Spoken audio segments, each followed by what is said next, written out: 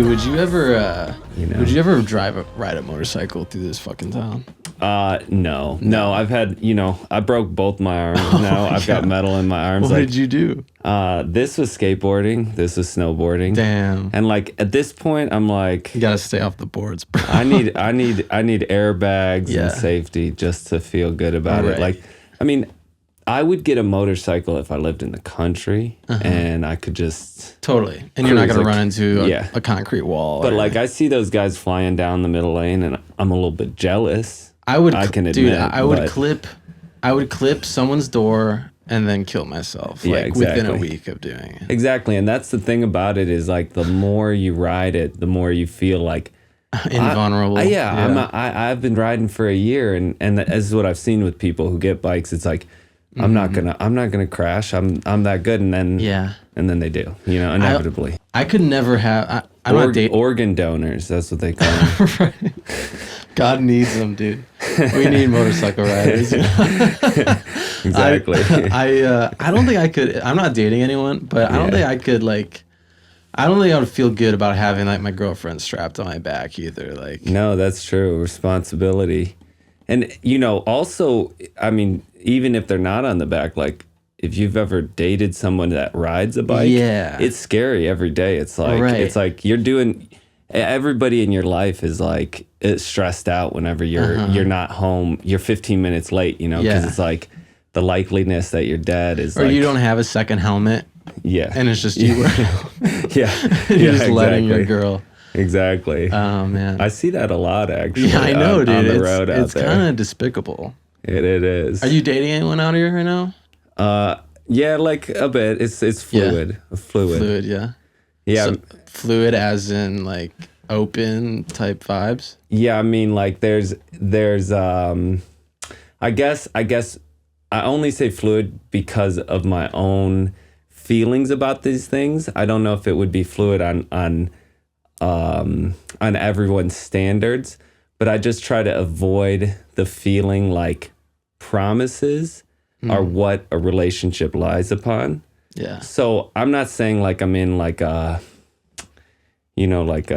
open relationship or anything like that, but I try to make sure that the relationships I'm in are more about the connection, less about you promised me this and now I'm going to hold you to it. Yeah. So I don't actually know how to classify that. It's like a personal thing. What's your sexuality first off? I'm straight. Yeah. Well, I think like I think about this often with I'm straight too. With photography and like I shoot anyone and everyone who's willing to pay me these days, but I also do shoot with people for fun. Yeah. And it is like even like with your photography, shooting a lot of women. I shoot a lot of women. Yeah. I think there's a lot of girls that would be irked by dating someone. Sure. That is doing that often. Yeah. Oh yeah. Yeah, definitely. And I kind of felt that a little bit with my last girlfriend. Like she was a photographer too, so it wasn't as weird. Yeah. But there are times where like a shoot's going late and like well, why are you shooting so late with this girl? I'm like, 'cause I want to. Yeah, exactly. Because it's like art and it's interesting and it's fun. It is for a lot of people. Like, I think I live in a bubble, but like, I talk to friends of mine back home and I'm like, my girl's like not happy that I just did this, that I'm shooting nudes or whatever. And I'm like, it's ridiculous. And they're like, I would be single in a day if I did that. So, I don't know if it's... if you're shooting strictly nude work... No, not strictly. If there is a shoot, though. Right, like photographers that do that, which I know photographers that do that. Your girl has to be a unique gal, for sure.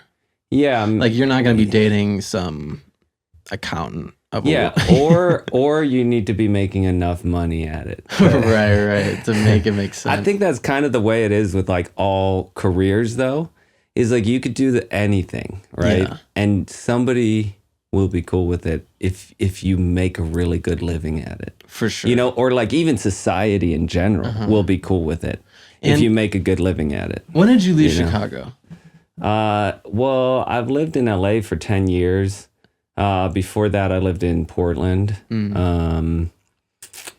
So I've been like West Coast for but I was gonna say over a decade. With Chicago, they judge you if you.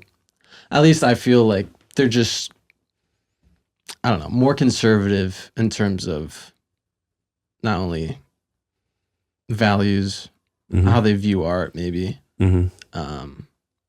Like, yeah, getting away with being an artist in Chicago is a lot tougher. Oh yeah, blue collar lifestyle is oppressive on creativity and like, you know, if I struggle with it still constantly, the feeling like if I'm not at work every day, I'm failing, you know, and that's from that Chicago lifestyle, because it's like that's what it is, isn't it? Yeah, you gotta be like out there working for the man if you're gonna be proud of what you do, and that's the thing that, you know, both of us should escape from, because really, I know I struggle with that. You know, like if you just spend time thinking, that's valuable to the world, you know, if you you know, and that's valuable to you more than just like clocking in and clocking out. Yeah, I mean, I definitely, I beat myself up if like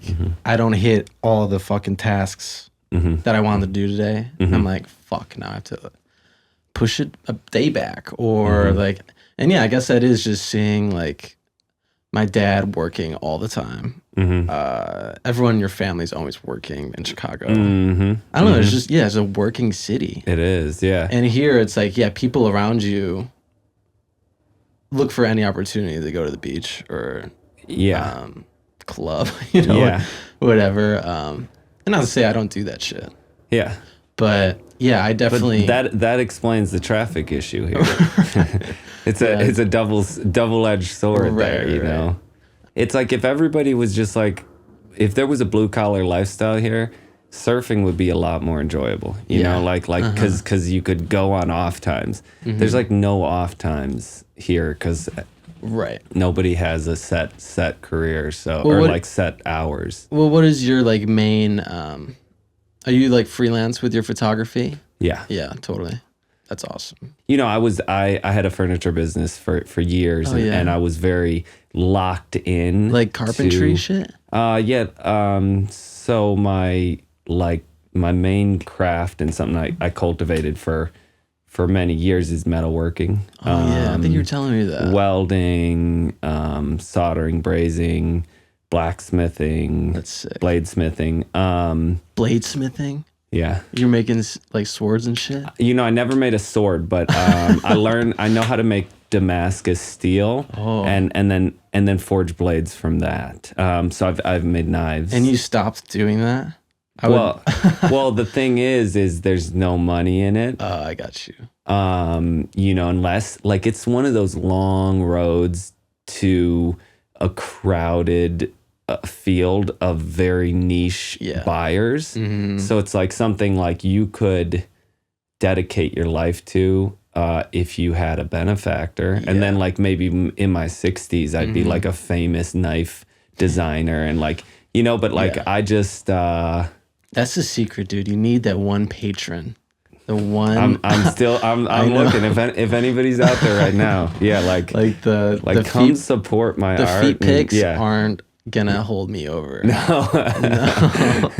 I was reading about. I think it was. That's a flooded market. Okay. That's flooded, dude. I was this close. I don't remember what the site's called. It's like feet pics only or something. And I was like about to become a seller. And I'm like, what am I doing? No one's going to buy my fucking feet pics. Yeah.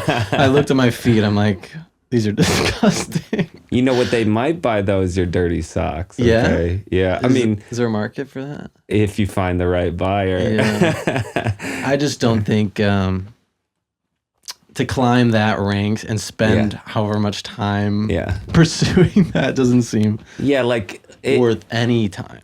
I mean, not only that, but could you be passionate about that? You know? I know, like, telling people that. Yeah, like my passion is to sell my dirty socks. Like it wouldn't bring joy to your life. Right. Yeah. You might make some money, but I would love to know the top 10 sellers on those, like probably like 6 figures. For what? For just feet? Feet, yeah. Oh, definitely. I mean, yeah. I think disturbing though. I think weirdly, like I wonder why it's gotten so popular, that thing. It's like a fad fetish almost. You know, I was in New Mexico, in this tiny little town, and I was at a bar, and these kids, like it was a restaurant bar. Yeah. These kids, they were probably like 12 years old. They came up to me and they were like, "We got a question for you." And I was like, "Sure, what's up, kids? You know, like what are you guys even doing in here? You know?" And they were like, "Do you think we could get rich by selling feet pics?" Oh, and their children. And their kids too. I was like, and I was taken aback. I was like, where did this even come from? And you know, that was the day I decided that society is in a downward spiral. Oh, I have figured that out years ago. Dude. And what I said to them was, I don't know if you'll get rich doing that, but if you make it, somebody will buy it. Yeah. It's true though. You know, that's good advice. You should have told them to chase their dreams. But really. But I was not condoning that by any means. I did not tell them to pursue them in the right direction. No. But I did tell them that fact that you can find a buyer if you make it. You know. I was talking to my buddy, my cousin actually yesterday. Are you on the apps at all with dating? No, because you're semi-taken. Yeah, exactly. But I'm like, I dabble with the apps. I mean, I've been on the apps and I've had the apps, but I've never had good experiences. No, me neither. Personally, me neither. It's like fun, I guess, and sometimes an ego boost and stuff. But like the chances of it not going as planned or spending your time and energy to meet somebody and them like not looking like their photos. It's depressing. Yeah, because it's like. Yeah, first of all, you're immediately judging people off of a hand-picked information. Yeah. Yeah. But we were talking about like on like Hinge, they have like the standouts, and those are like, I don't know how they pick them. Like so the algorithm decides like you would like these based on who you're liking and not liking or whatever. And they're all like beautiful people, but clearly unattainable. And that like if they're even showing as a standouts, how many other million people are seeing them? An insane, and they're just like collecting swipes. Yeah and it's just like it's like the platinum room at Guitar Center, you know, with all of the nice ass guitars that are like $5,000. And no one, and they don't even let you play them. Yeah. You know? They're just pretty things to look at. Exactly. And me and my buddy were talking about yes, if you started your own dating app, how could you possibly improve? Like, I don't think there's any way to improve dating apps without making it. There's no way to bypass surface level shit. There's this one new app called.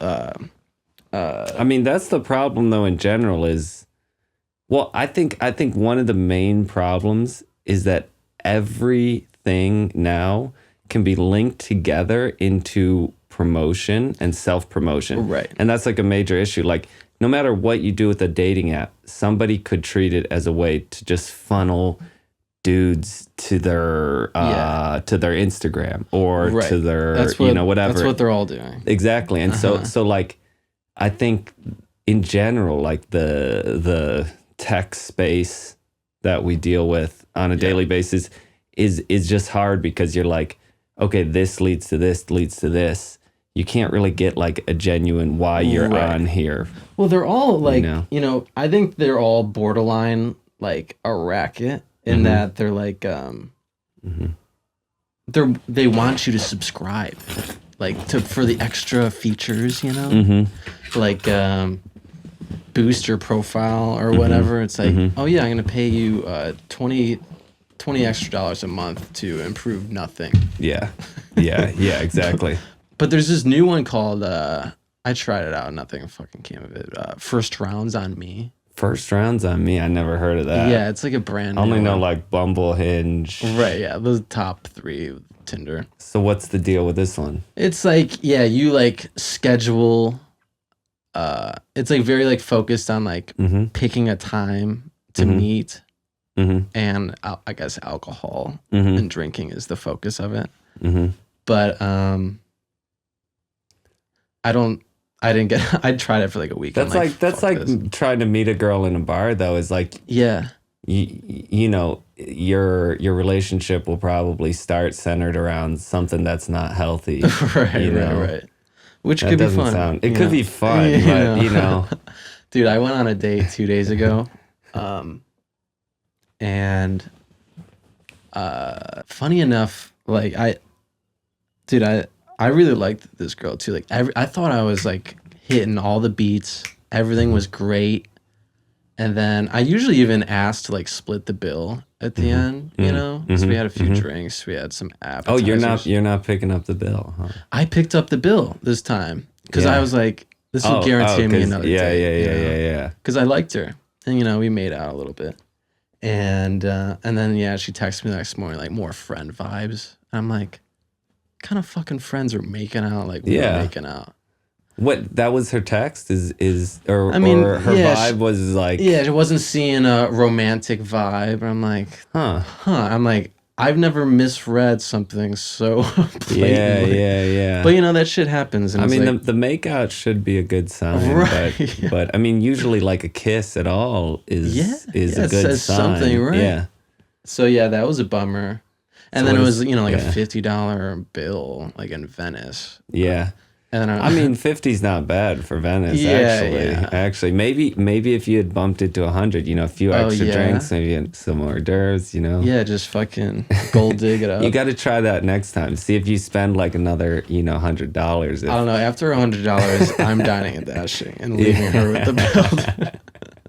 You ever had any bad fucking dates like that? It wasn't even a bad date to say, but...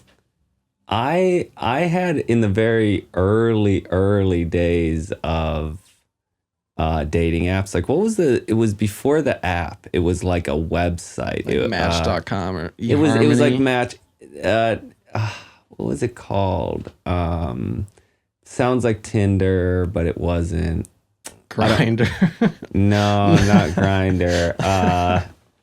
I don't remember, but it was one of those early ones. The website before even the app. It was when Some like AOL shit. Yeah, like, and you know, that was my first introduction to like, okay, people don't look like how they look on the internet. Right. And like, not only that, like she said she was from the city, but meanwhile she drove like from some bumble fuck nowhere spot. Yeah. Like, so the whole thing was just like, I was completely taken off guard, and I ended up like kind of just like chugging 2 beers and then being like, oh, I forgot I have a work meeting. And leaving, and it was at 9 o'clock. I think that's probably why. Yeah, like that's why like I never. Is this in Chicago? No, this is in Portland. Oh, okay. Yeah, like somewhere around. This was around 2010, maybe. So that was like kind of the start of those kind of things, and I mean, even so think about that. Like I was duped on a grand scale 10 years ago, before any of this stuff we have now. So you're looking at like, you know, I mean, and as photographers, you know, like light, angles, all of that can completely change how someone is perceived. Oh, yeah. And so a lot of it's just very hard to go on there and feel like excited about anything. I know, dude. And you know what really irks me too is the filters. It's so gross, dude. So bad. It makes me not only immediately swipe left. Yeah. But I think that's partly like, as photographers, we like a natural beauty. Definitely. At least in our work. Definitely. And when you start putting on filters, I'm immediately thinking you're hiding something or you are incredibly self-conscious. And yeah, like I want to see your skin and your eyes. You know? Exactly. Yeah, the filters thing is a scary, because I'd imagine especially young girls coming up, like the TikTok fucking filters are disgustingly real. Yeah. And people are doing whole videos with them because they think they need them. Yeah. Yeah. And yeah, it just makes me sad.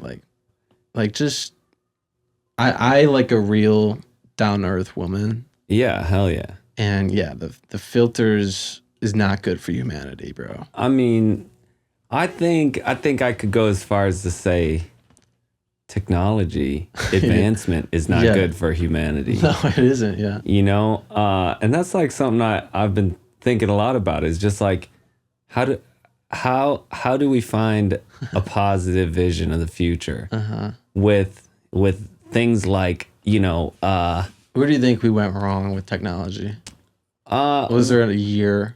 I think we could go back way before that and just say, like, since the Industrial Revolution, we've been sold a lie about you know, about what will make you happy. Or not even, it's not even... The printing press was all downhill after that. It's not even we've been sold a lie. We just chose the wrong thing. And I think that's what leads to my pessimism about the future more than anything, is if you go back and you read like philosophers, you know, tons of different books and literature, spiritual stuff, like, has said, you know, this will not bring you happiness. Just owning more things, building more things, creating more things will not bring you happiness. So the roadmap is there, and humans didn't choose it. You know, right? So it's not like it was like, oh, we you know, the greatest minds in literature are telling us this is not good. Let's not do it. You know, it's interesting. Like, yeah, when people, I'm not making a crazy amount of money at this point in my life, but I'm getting by, and I'm happy doing my shit. But yeah, then there's people who are making $300K a year, and all of their lifestyle elevates to where their expenses are, you know, capping out with that salary. And they're just as miserable as if they were making however much money I'm making, you know? Yeah. And that's the thing, is there's like unequivocal proof that the more you have does not mean the more happy you are, you know? Right. And yet I wake up every day feeling like I need more. Feeling like that, you know, there's always this nagging thing in my head. It's the capitalism, baby. Yeah. I mean, from day one, we're watching commercials in this country, dude. Yeah. We're just, it's like ingrained in our brain to want to consume and not only eat, but we're seeing toy ads. And your parents indulge that when you're young too, because they want to keep you out of their fucking hair. And I want a new guitar too, you know, because I see people playing sweet guitars. And it's like, what do I have to do? What do I have to sacrifice or sell or compromise to afford that? Probably your soul. Yeah. Well, I sold that years ago. Yeah, that's gone. Mine too. I said goodbye to that many years ago. So did you get into music or photography first? So I've played banjo since I was like 11 years old or something. And I think before that I had guitar lessons. You know, so I've always, but I never took it too seriously. Like, it's always just been something I do for fun. Sure. And all that. But like the first serious craft I had when I was like, oh, this is something I could like really, you know, dedicate myself to in terms of, you know, getting better was photography. Yeah. So, and then after that came metalwork. That's awesome. Are you like me in that you're, I never, from very early on, I'm like, I want to make money with my art. I don't want to set it aside as a hobby or passion. No, yeah. I want to make a career out of these creative paths. Yeah. Well, no. Oh, sorry. Go on. And there's people who don't, first of all, to do that is tough. Yeah. You know, not everyone can forge that. Yeah. but it's also like I respect people who just keep it to themselves. But I also like sharing everything that I do. Yeah. You know, I don't want to keep a room full of canvases, for example, and just like I want to sell them. You know, I want them out there. Yeah. You know, the difficult thing about that is that, and this is like something that I think I've struggled with, or like something I try to get my head around, and it might be partly spearheaded by social media and the way things are, but sure. As an artist, everything you do does not have to be relevant when you make it, right? So like, even if you're like, oh man, like I failed at this, you know, whatever, because I didn't make money at it, that still is a building block to where you will make money. So like there's like this sort of existential dread that comes in constantly for artists, because it's like, man, I only got 3 likes on Instagram. Whereas that really has no bearing in the length, the lifespan of a piece of art, right? Or of a body of work, you know? So I think like it's just important to remember that everything you do is you making your career. You exploring yourself. Exactly. Like, imagine if Da Vinci had to deal with Instagram. it would be, You'd probably be so off all of that shit. You'd be like, fuck. I don't know. Yeah, like. Or he'd have 1 million followers and like making reels every day. Yeah, Da Vinci would be just up on there, just thirst trapping. Yeah, I think that's my problem. I don't thirst trap enough with my art too. I just like make it and hope people like it. Yeah, I need to start showing my tits. You know, more. I put up some self shot like nudes on Instagram. Like I did like naked photos of myself in the mirror with my Mamiya blocking my junk. Nice.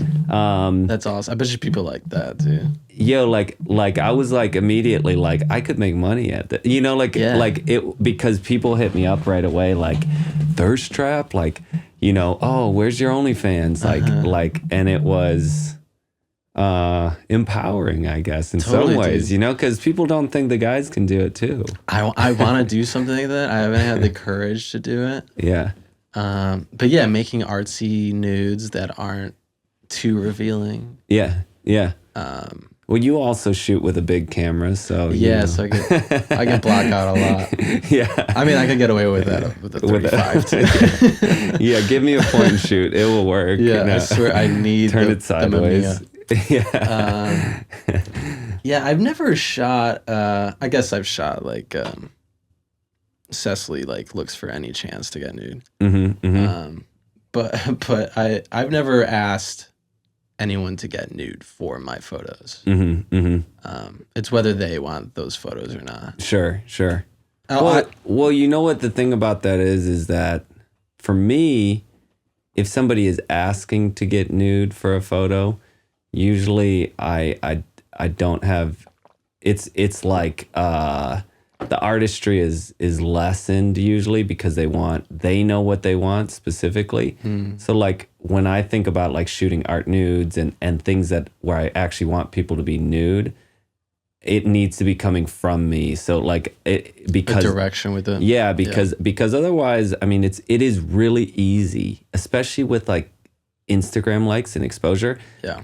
Like the nudity can balance out everything else. Like that will make it worth it, you know? Yeah. So like I try to battle that a lot where I'm like, you're not going to get nude unless I really want it for something I've perceived in my head, you know? And it is hard though to ask people like, are you comfortable with that? Or like, are you okay? Cause it does like, are you comfortable with me getting nude? Yeah. Like it does feel like you're like the, you know, like the stereotype of the pervy photographer and like, right. I've started posting some photos to Reddit, which is just like a totally different crowd that I reach. Totally, dude. And people are just like so insistent that I like begged or like coerced girls. Are you posting on analog? Yeah, like analog or iTap.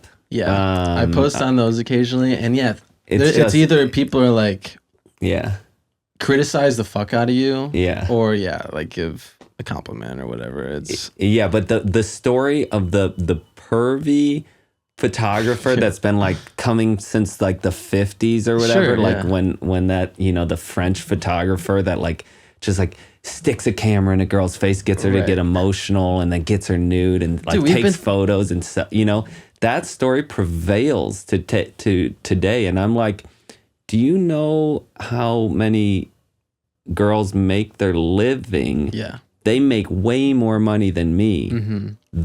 They're paying me. It's like I'm not out there. Yeah. This is not like a desired path. It's where the money is. Right. And that's like a hard thing to convey for some reason. Yeah, especially people who aren't photographers. Mm-hmm. It's like a world. It's like a glamorized world too. Mm-hmm. Mm-hmm. And it's that's true. I guess it is to a degree in that you're taking. If you take good photos, it makes everything look glamorous. Yeah. There was this one company that I applied to. Didn't get the job, but they're like, what are they called? Boudoir. Or boudoir, yeah. And boudoir in French. Right? Okay. Yeah, what does that mean in French exactly? I think it's just like the bedroom. Oh, really? So it's like boudoir is not even supposed to be nude technically. It's supposed to be like in your underwear. It's just become kind of synonymous with that. With anything, that's. And but it was a company that would like, you hire us, we take sexy photos for you for your significant other or yourself, and I applied just like, first of all, I don't think they would hire me because I was like a straight man. I think they prefer a woman photographer. Yeah.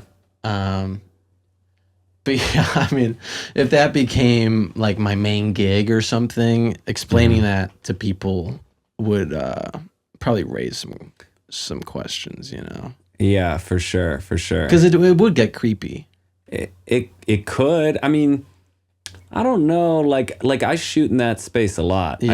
I shoot a lot of like I have a brand for boudoir. Nice. Boudoir. I don't know, but like essentially, you have to make it not creepy. Yeah, like the need for female photographers in that industry is necessary and good. Yeah. But like people that hire me for that, they're like the male, what we want is your perspective. Right. Yeah. So it's like the male gaze. Yeah, the male gaze. Exactly. Exactly. And it's true though. It is true. Yeah. Yeah. You want if these women want the photos for their husband or boyfriend or whatever, they would want what a guy would want to see. Yeah, exactly. To some degree. And if you aren't creepy, then you're like a valuable asset to that community. Of course, I think it is way too, probably more common than not for people to try to do that because they're hoping that they can be creepy and get away with it. Yeah. There's no shortage of creeps, dude. That's reflected onto me constantly. Right. And that sucks. Yeah. But professionalism, kindness prevails. I mean, I think one of the number one rules of being a photographer is never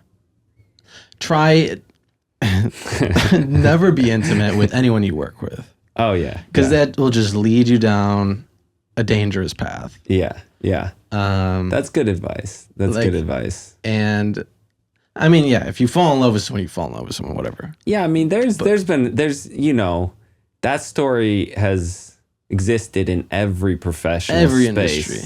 Where, like the producer and the artist. Exactly. Yeah. Or the director and the actor. Sure. But that's where it gets weird because there is a power thing, a dynamic. Maybe not so much with photography, but with the director and the actress, the producer and the artist. There is he can do something for you that you can't do for them. Totally. Yeah.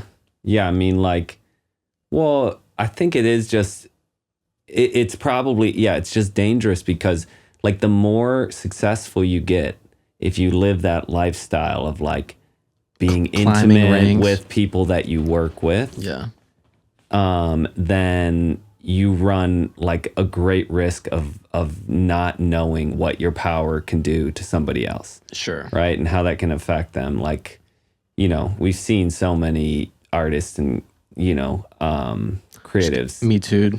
Yeah. Well, you know, I just saw, have you seen the movie Tar? I don't think so. Cate Blanchett plays like this famous composer. And anyway, she kind of like is treated like a god. And then she acts like that, you know, because she's treated that way. Yeah. And then she gets Me Too'd. She gets all this stuff, you know, she's done all this wrong. But it kind of like was a very interesting study on which side that's happening on. Is it coming from like the society's like treatment of people in power, or is it coming from power corrupting good people? There's also something sexy about someone with power, though. Exactly. You know, there's something attractive about that. Hell yeah. Not just the shallowness of what can that person do for my career. Yeah, and is there anything wrong with that? I mean, that's for you and your morals to decide, for sure. Exactly. It is interesting too with this town. We're getting into tricky territory. I love it. And well, there's something too with this town, and it's like if you're on the red carpet, you most likely aren't going to go date someone working for State Farm Insurance. You know, and there's just an incompatibility of lifestyle, probably money. What is that about, actually? That's interesting. I never really thought about that. I think it's a clout thing, too. You know, like the Met Gala, was that fucking yesterday or something? I see people posting shit about it. And it's like... I don't know, I don't know. I don't give a fuck about it. It's like the most pretentious shit. Yeah, high fashion bullshit. Yeah, like we're like borderline fashion photographers. Yeah. But I fucking hate that. Yeah. That world a little bit. It's like I appreciate it because it's art. It is art. True. But there's just so much dumb money in it that makes it really... Yeah, it feels very gatekeepy. I think that's the Chicago in us, too. Maybe. Where we don't like the gloating of wealth. Exactly. I don't like that. No, not at all. Happy with a Honda Civic until the day I die, even though I had millies in the bank, you know? Yeah. Like, I would love a small home, nice inside. I don't need a fucking mansion in the hills, dude. No, nobody does. Nobody does. And yet... Yeah, you do. Well, it's like, if you have money and you can't spend it fast, like you're making it so fast and loose, and you have nothing to spend it on, spend it however the fuck you want. I don't give a shit. Yeah. Like if you're Bill Gates and like you just shit money for breakfast, it's like, what? Of course I'm going to buy the expensive steak. I'm not trying to get the appetizer to save some money. Yeah. I mean, that's mostly what I think about it like being very wealthy is just like good it doesn't food. Matter. Yeah. Good food and like no stress about like always eating the best shit, you know? But you see like really wealthy people in the line at the McDonald's, you know, in their G-Wagon. And that's just like, to me, I'm like, if I had that much money, you know, like I would not be eating at McDonald's, right? Well, you can still make money and still have a shitty fucking diet. Exactly. You know? Yeah, exactly. And that's one of the funny things too about Chicago. One of the worst diet cities you could live in. Oh, yeah. Well, no, but at least it has the lake and it's like about kind of, there's like a fitness and health thing. Sure. I was in New Orleans and I felt like New Orleans was maybe worse. The worst, like soul food everywhere. Yeah, and just like no gyms. Like it didn't seem like people cared about health at all. Just like so many, you know, like fat people and unhealthy people and like everywhere was just like bread and meat. That's most of this country, dude. Yeah, that's true. Exactly. And Yeah, that's alarming. That being said, compared to here, I absolutely agree about Chicago. Like, yeah, that's what I'm saying. The amount of people that you see there that just like, you're like, how are you alive? I know. Is like infinite compared to here. I would work. I worked at a recording studio for like a year, and the like head producer. Do you know Jay's? It was kind of like a Portillo's. Like they had hot dogs and burgers. There's a few around Chicago, but Jay's. No, I don't know. Yeah, but it was right off North Avenue. Just like the like Chicago sub kind of spot. Well, they had like meatball subs, just the gross Chicago American food. But he would get like a pizza puff, a roast beef sandwich, and like a strawberry milkshake like every other day. And I would go run and grab it for him, like, yeah. And I'm like, dude, you gotta stop. And he was like 6'5", 400 pounds. Yeah, yeah. He's obviously putting on weight. Yeah. And how many people are doing that, sitting at a desk, especially in that town where it's a very desk focused town, you know? Seriously, I don't know. Like I've always said my greatest fear in life is becoming obese. Yeah. Just because, that's your greatest fear. Just because that would be an experience that I think would be like hell, right? Yeah. Like you just carrying around dumbbells, you know? Yeah, all day. Like I can't get my mind around how people can feel so bad and continue with whatever lifestyle they are. You know, it's like if I get like an ache in my knee, I'll change my diet, or like, you know what I mean? It's a self-control thing, I think, more than anything. Yeah. Just stop ordering KFC. Yeah. You know? Well, you know, I guess that brings me to another thing that I've been thinking about lately is like, whose fault should it be? Should it be KFC's fault? No. For serving so much shit? I don't think so. Should it be the FDA for approving all of that, or should it be the consumer?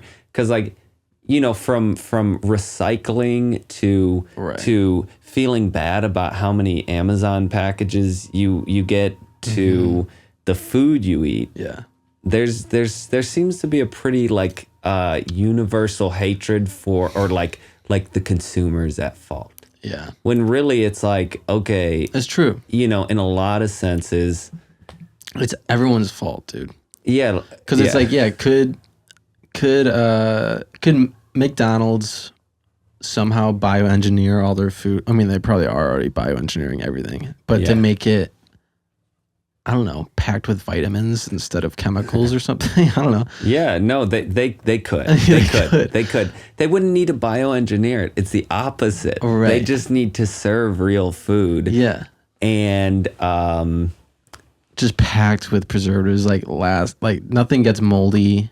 Well, it would just be an issue of how much money they make off of what they serve. But it's all, I mean, they're engineering stuff based on what our taste buds loved. That's what it is. They don't give a fuck how fat you are or how fat you're going to be. Yeah. They just want you to come back. Yeah, but like, you know, the fact that McDonald's for so many years was marketed to kids, you know? Yeah. Right? That creates what people love. Mm-hmm. Right? So if you're served McDonald's as a kid, you're going to grow up loving it. Yeah. You know, it's going to be in your taste buds. It's going to be so nostalgia. That I think the responsibility there falls on the corporation rather than the consumer. Yeah. Did you ever go in any of those play pit things when you were younger? I did, but I was raised, you know, by hippies, and basically only grandma could take me there, and I'd get fries and shit. Yeah, cool. Yeah, but not. I didn't grow up on fast food. Do you remember? Dude, I don't even remember where it was. I don't think it even exists anymore. JFK Health World outside of Chicago. Yeah, you remember that place? Yeah, dude, I feel like my school would take us there, like the occasional field trip. Wait, is that like a health food store, vitamin shop? No, it was like it was kind of like a sciencey museum type thing. JFK Health World. Maybe I don't know. I don't know why I thought of that, but I was thinking there was like my knuckles sound loud as hell in here when I pop them. It's like, but they would do like things that like would test your senses, would educate you. But there was this one, in like the McDonald's ball pit where like you're crawling through like tubes and shit. Yeah. There was something like that at this place, but it was pitch black and it was all about sense, like it's like your small intestine or something. Or I don't know what they were trying to really teach us, except like you don't need your sight to navigate the world or something. Huh. But I remember one day like some kid like threw up in there and like an entire bunch of kids are crawling through it and shit. And that's why that place doesn't exist anymore. Probably. But so it was a museum that was made to just like show kids like healthy things? Yeah, it was about learning about your body. Like there was a giant heart that you could climb through the arteries and shit. Oh, okay. It was really cool, I remember. See, I learned all that shit from the Magic School Bus. That is all you really needed in life. Really? It's just the 3 seasons of Magic School Bus. Exactly. Yeah. Yeah, I miss that shit, dude. What was your go-to shows growing up? I mean, Power Rangers. Oh, nice. Arthur. Yeah. Magic School Bus. Is that all PBS? Yeah. Except for Power Rangers. Yeah. I liked like the X-Men cartoons. Nice, dude. Spider-Man. So your hippie parents let you watch whatever you want? No, that was also at grandma's, or at friend's house. Oh, so your parents did they not have a TV? No TV. You know what's interesting is like, I guess, a lot of kids like grew up like I did and were very uneducated in terms of like social norms and pop culture. Sure. Somehow I like avoided that. Like even though I didn't have a TV at home, if conversations came up about commercials or about whatever, I was like able to. I just like would ingest it like really quickly. Like whenever I was around a TV, I was just like, that was a problem though. Was that like I couldn't really look away. But when I was around a TV, I just like took absorbed, it in. Yeah, like absorbed that pop culture. And well, then it's a lot of stimulation that would come through a TV. Like I think like I got a lot of television input in my life. Played a lot of video games when I was younger too. And what do you think do you think they had a goal to control your mind or? I've only killed 5 people since I started playing video games. Yeah. But I think it's, for me, it helped me read and learn words so much better because there were subtitles on a lot of these games. So I was reading while I was playing. Maybe the finger dexterity has helped me with musicianship before I was doing music. Yeah. I don't fucking know. All I know is it fucked with my eyes. Like I have terrible eyesight. Oh, you were sitting close to the TV, just. And maybe my back. My back is kind of weird too. What was your most played game? Oh man, I was playing Halo. Like the first Halo came out in like 2001. Oh yeah, so I was 6 years old. And my dad never gave a fuck about like parental guidance shit. Like I would watch any movie he wanted to watch, regardless if there were like sex scenes or cursing. He would be like, if there was cursing, he's like, don't say that at school. And that was like as much deterrent, you know? Yeah, you were like the kid that I would grill for like what's going on? What's going on in these R-rated movies and shit, you know? Yeah, and I loved that. Like I was not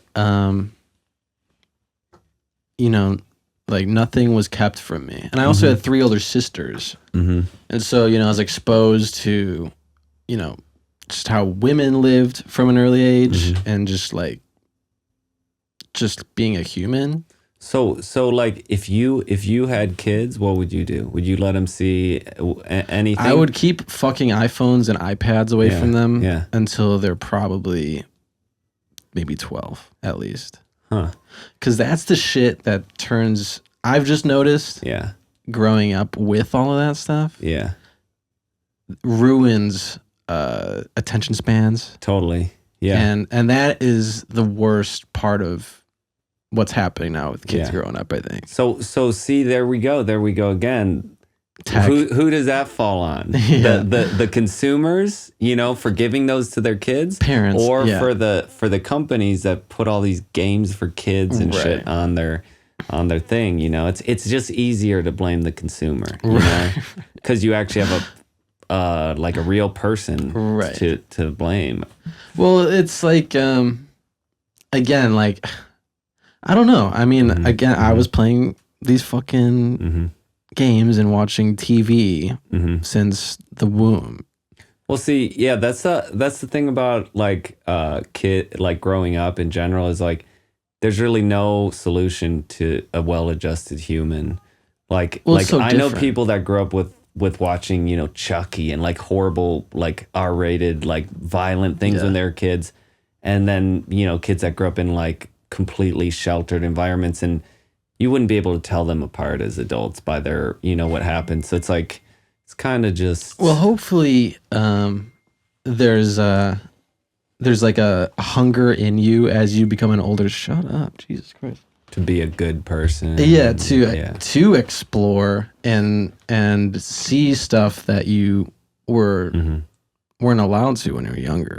At least for like, I've always been kind of adventurous, like, and that was the nice thing too. With, I feel like when I was a kid, it was kind of one of the last generations of you get to leave the house and there's no way of contacting you. Yeah, yeah, and no one was calling me. I was just presumed to come back eventually. Or you'd hear like your mom or something like yelling. Yeah, and I feel bad for like everyone is expected to be on call to respond to you immediately. Yeah, how are kids learning responsibility these days with that kind of oversight and that kind of, I don't know. Yeah, I have no idea, because I grew up the same way, like just with no, when I was out of the house, it was up to me what was happening. Totally. Like nobody knew where I was. Just or what a I was bike. doing. It was, and you're golden. Exactly. That was the best, man. It really was the best. Yeah. Did you and your brothers all kind of, I mean, you're all pretty different age-wise. Yeah. So you weren't hanging with the same groups necessarily? Well, me and my middle brother, for sure. Yeah. My oldest brother, he kind of like, hit puberty and started hanging out with girls and stuff and like being like, leave me alone, you know? So, but definitely me and my middle brother, we were like, did everything together. What's his name again? Vajra. Vajra? Yeah. Vajra. And then my oldest brother is Chance. Yeah, right. Well, see, with my brothers, my name is like it's a unique name, but it still doesn't stand up to Chance and Vajra. Like, I think Laine's pretty sick. What's your middle name? Thomas. Oh, okay. Yeah. Is that the Christian? Yeah, the Catholic. Like basically, it was like to appease my grandparents. My mom was like, I'll give them Irish Catholic. Yeah, I'll give them good Catholic middle names. Yeah, that sounds about right. Yeah, Vajra's middle name is Michael, which is just such a funny contrast. There's probably a million Michaels in Chicago, dude. Oh, everywhere. Like, everyone's a Michael, dude. That's got to be one of the most popular names ever. I've known a lot of Michaels. I like the fact that your parents gave you all unique names, though. Yeah. Because I think I was talking to your brother about that. And that, like, your name is part of your destiny a little bit. Definitely. Like I agree. Like if you were just another Steven or something, there's yeah, I agree with you there. You know what I'm saying? I'm attached to my name for sure. I think that there's a possibility to take that too far, though. Like banjo. Just naming like random things. And that girl that that said she just wanted to be friends the other day. Her niece and nephew are called Poppy and Ziggy. which is cool. Yeah. But also, I mean, I think kids are more accepting these days, like growing up. But if you would probably get bullied 30 years ago if you were named Poppy or Ziggy. Yeah. That's true. Although bullying is good for the a little bit of bullying is builds good, character because it teaches you how far out of line you can be. Yeah. You know. Well, you know, in terms of like a societal norm type thing. A little bit of bullying can do you good. Yeah. You know, like because if you don't get knocked down a peg every once in a while, you just think you're the shit, and your confidence is way overblown. Yeah. Yeah. And if I've learned anything, I've been making like shit for like YouTube. I've just been putting shit out forever, and there's no shortage of people who are willing to not only compliment but also just bully the fuck out of you. You know, in comments, because they don't see your face. And it's just so easy to say whatever you want online. So easy. And I think that's the secret of being an artist that is particularly public. Don't read the comments. Don't read comments, dude. Never read comments. The first time I posted to Reddit, it was like this, you know, it was like 600 comments. But it's hard of like, not to, dude. Of like, I like just was getting into it with people, like this it's not worth your energy, dude. And after that, I was so drained. Yep. I was so drained, and I was like, I did nothing valuable by doing that. No. Nothing at all. All it does is piss you off, because all you think about is the fucking asshole who probably has zero artistic ability. Probably has very little going on in his life, that he's willing to be toxic online. And like, those are the people that you're just like, I also do love entertaining a little bit of the bullshit, but it's not good for your psyche. In some ways, it gives me strength, though. Yeah. You know, you need haters. Sure. If you don't have haters, you're not doing anything. You're not interesting, rubbing against the grain at all. Yeah. Like living, and that's why social media is so dangerous for artists. Is that an echo chamber is like the worst thing for being inspired at all. At least for me, like. You know, with I had my furniture business for years, and like I definitely did not learn the point of sales, like how to sell stuff, you know. Yeah. But my feedback was always so overwhelmingly positive. Totally. And I was just like, please, can somebody tell me they hate this? Almost like just so that I can have at least something to prove or feel like. You know, or improve upon. Yeah, because if you're only getting positive feedback and you're not where you want to be yet, it doesn't give you very much fire to keep going. You're like, I'll just keep making better stuff and I'll keep getting the same feedback, you know? So like, in a lot of senses, I like it when somebody will tell me like that they hate what I made or that it sucks. Yeah. I'm just going to start commenting on that on everything you post. I fucking hate this post, bro. I'll be like, thank you, sir. I have no constructive feedback, but just want to let you know. Yeah, I'll be like, I was going to quit today, but now I'll keep going just to prove you wrong. There's a fire in my heart now. Yeah. Yeah, I think too, also like, I don't know, I feel like Chicagoans are willing to tell you what they're willing to comment on what you're doing, whether that's positive or not. Unless it has nudity in it, then it's just like it's just like all the artistry is out the window, and it's just like, whoa, that's a nice rack. And I'm like, look at where the focus is. Look at the concept. Look at the lighting. Look at the emotion and the expression, and it's like. That's one of the things. It's like blinders to everything. One thing I've noticed with photography, with music, no one's paying attention to what you said in verse 2.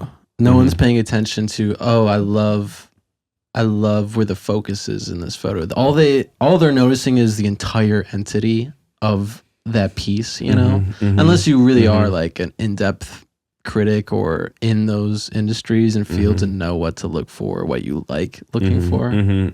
It's like, no one cares that you shot on film.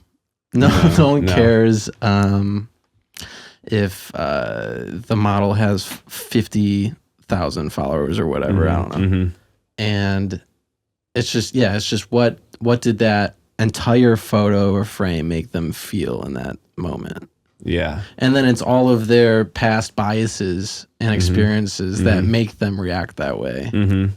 And or like if you're looking at it on social media, how much did the last 20 posts affect how they're ingesting what you're looking at too? You know, like that I think plays a large part. Is like you don't know where you're being viewed with what. Like in the past, you're in a gallery. It's curated to be to add value to the viewing experience. It's a slower experience. Yeah, like I'll look at my promoted or like my home on Instagram, like whatever, and it'll be like random stuff, like the worst like reels you've ever seen. Yeah, like a cool piece of art, like a bodybuilder, like some Playboy shoot, like like it's so random. And then on Reddit, it's like those people are probably looking at porn and gore. And then they see your photo pop up and like, wow, I love this, but I also hate this because my brain is like firing in all these weird directions right now. Yo, last when that first post I put on Reddit that got like, they ended up taking it down because it was too controversial or something. It was a beautiful photo of a girl pushed against a fence. I shot it like on my Mamiya, and it's got really like an awesome plane of focus, and the light is really good, and like but it like got so much controversy on there of people being like, this is shit, this is trash, like like going off that they ended up taking it down because they said they like locked the comments and then they took it down. But one guy was just chewing my stuff out for being like perverse and like this is just like, I've seen those. And I clicked. I've probably seen your work, like not realizing it was your work on maybe. there too. But I clicked on his profile, and it was the most depraved stuff this guy was posting. Stuff that I was like oh my God, like the worst of trolling. No. It was like he makes. And it was like so weird that he was like going on this rampage about nudity and it being wrong and stuff, because his page was like hentai gore porn that was like images of like people pulling guts out of a girl while they were like banging her. Dude. I know, and I was like, and he's ripping on you. Yeah, and that's what's so weird is like I guess you just like kind of assume that people are logical and sane, but they're not. Like this stuff was like, I was like, this person should be in prison because they're probably a danger to society. Yeah. Well, that's the scary thing about Reddit is that, like, you can go look at whatever people are submitting or commenting on, and you can see their entire personality. Yeah, and if you're already doing that, you're already wasting your energy. Because you don't, more often than not, you don't want to know this person, and that's why everyone's anonymous on there. Yeah, no new friends. And and it's the same thing. So like, many weirdos out there. Like I assume your like handle is Laine. Yeah. Like Foreman or whatever. Yeah. Mine is Freddy Tyler Paul. Like my shit, I post my shit on there. Yeah. It's not like Pussy Slayer 420 or something, which is a good name. I should have snagged that while I'm thinking you should about have. Get on there right now. Yeah, I'll be right back. But yeah, when you're an artist and being totally open with who you are, with your putting your name out there, you care about what people think about you and your name. And so it's I've just realized, and this is one of the reasons I even started the podcast, is like the secret is to just not care at all what anyone thinks of you and your work, dude. You just do whatever makes you happy in the day and day. 100%, yeah. And I've never cared what anyone thought of my work unless they were giving constructive criticism. Yep. It's just so easy to dismiss. Well, yeah, I mean, the most important, you can't really create anything authentically unless you like what you're creating. Right. And so at the end of the day, that's all that matters. If you want to make anything that is an extension of you and that represents your mind, you have to be the one that likes it. No, I agree, dude. Yeah. Did you ever, are there any other like art forms that you chased and just bailed out on? Art forms? Yeah. Photography is kind of your main. I mean, no, not really. Like, I feel like right now maybe I bailed on furniture and design, but that goes back to that thing I'm saying where like that stuff still lives on. It's still like in your brain that you can do. Yeah, and not only that, but like it's a phase in my career, Sure. and my growth. Like, as an artist, you don't have to pick one specific thing and stick to it. Totally. Like try things, and that could be my best work I made, and at some point that could matter more than it does now. I don't have to say I bailed on it, I threw it away. Yeah. It's done. It led you in that path. Still. Yeah. It's still like, and it affects the way like I think about things and the way I look at things, like, so all of that it is impactful on how I take photos now. Totally, dude. I'm the same boat. Yeah. I think like for a long time I gave up when digital cameras came out. I gave up photography because I had never experienced before, like I'd go out somewhere and somebody'd be like, try to get it from this angle. This looks dope. Like, come take a photo over here. And before like digital cameras and like camera phones, nobody knew what was going on in there. And I felt like I could kind of take photos in my own world. For sure. And so I became like hugely jaded to it for a while. And I just like stopped taking pictures completely. I was shooting on digital for a few, like when I was with my band, I was doing like all the social media on top of like all the producing and whatnot. And so I was doing like photography, mostly through iPhone or like a shitty DSLR that I had.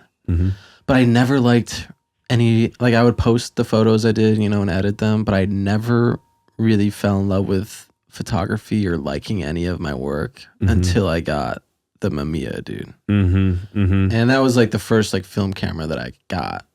Just went balls out on the medium format out of the gate. Got the top of the line. Yeah, I'm like, if I'm gonna get into it, I'm gonna get into it. And it was also like, it's a good way to be. Yeah, and well, I had that mentality I learned that with keyboards. If you spend as much money on a nice keyboard, and you will feel more inspired to play with it. The sounds will be more inspiring and interesting. And if you I suffer from that same affliction though, where I'm just like, I want new toys. There's a threshold to inspire me constantly. Well, it can be though, And I mean, and that's why you see when you go like multiple. I don't just have one of these things. They all do different things. Yeah. And it's the same thing with different cameras. Like I have a digital camera that I use for product stuff, and that's really all I use it for. But yeah, when I started seeing the photos that, and I think that's partly just film just elevates everything. But it was also the experience of shooting on it makes you approach your compositions differently. Totally, yeah. And so, I don't know, it was like a rebirth a little bit with my perspective on photography. And it was also like this perfect junction of I got the camera literally like right before COVID happened. And so music took a huge back burner, and I was just wandering around Chicago shooting photos.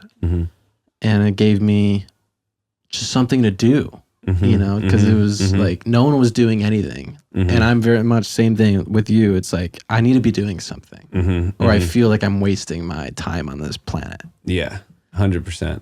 And yeah, film. You can't beat it, dude. That's true. And you know, it would be nice if the fact that people realizing that meant that it was becoming more affordable. Mm-hmm. I don't understand that. Like they just can't keep up. It's gonna be greed. It's gotta be because they're like, now we can make more money at this. Let's do it. I'd like to see like Kodak's numbers, like how they.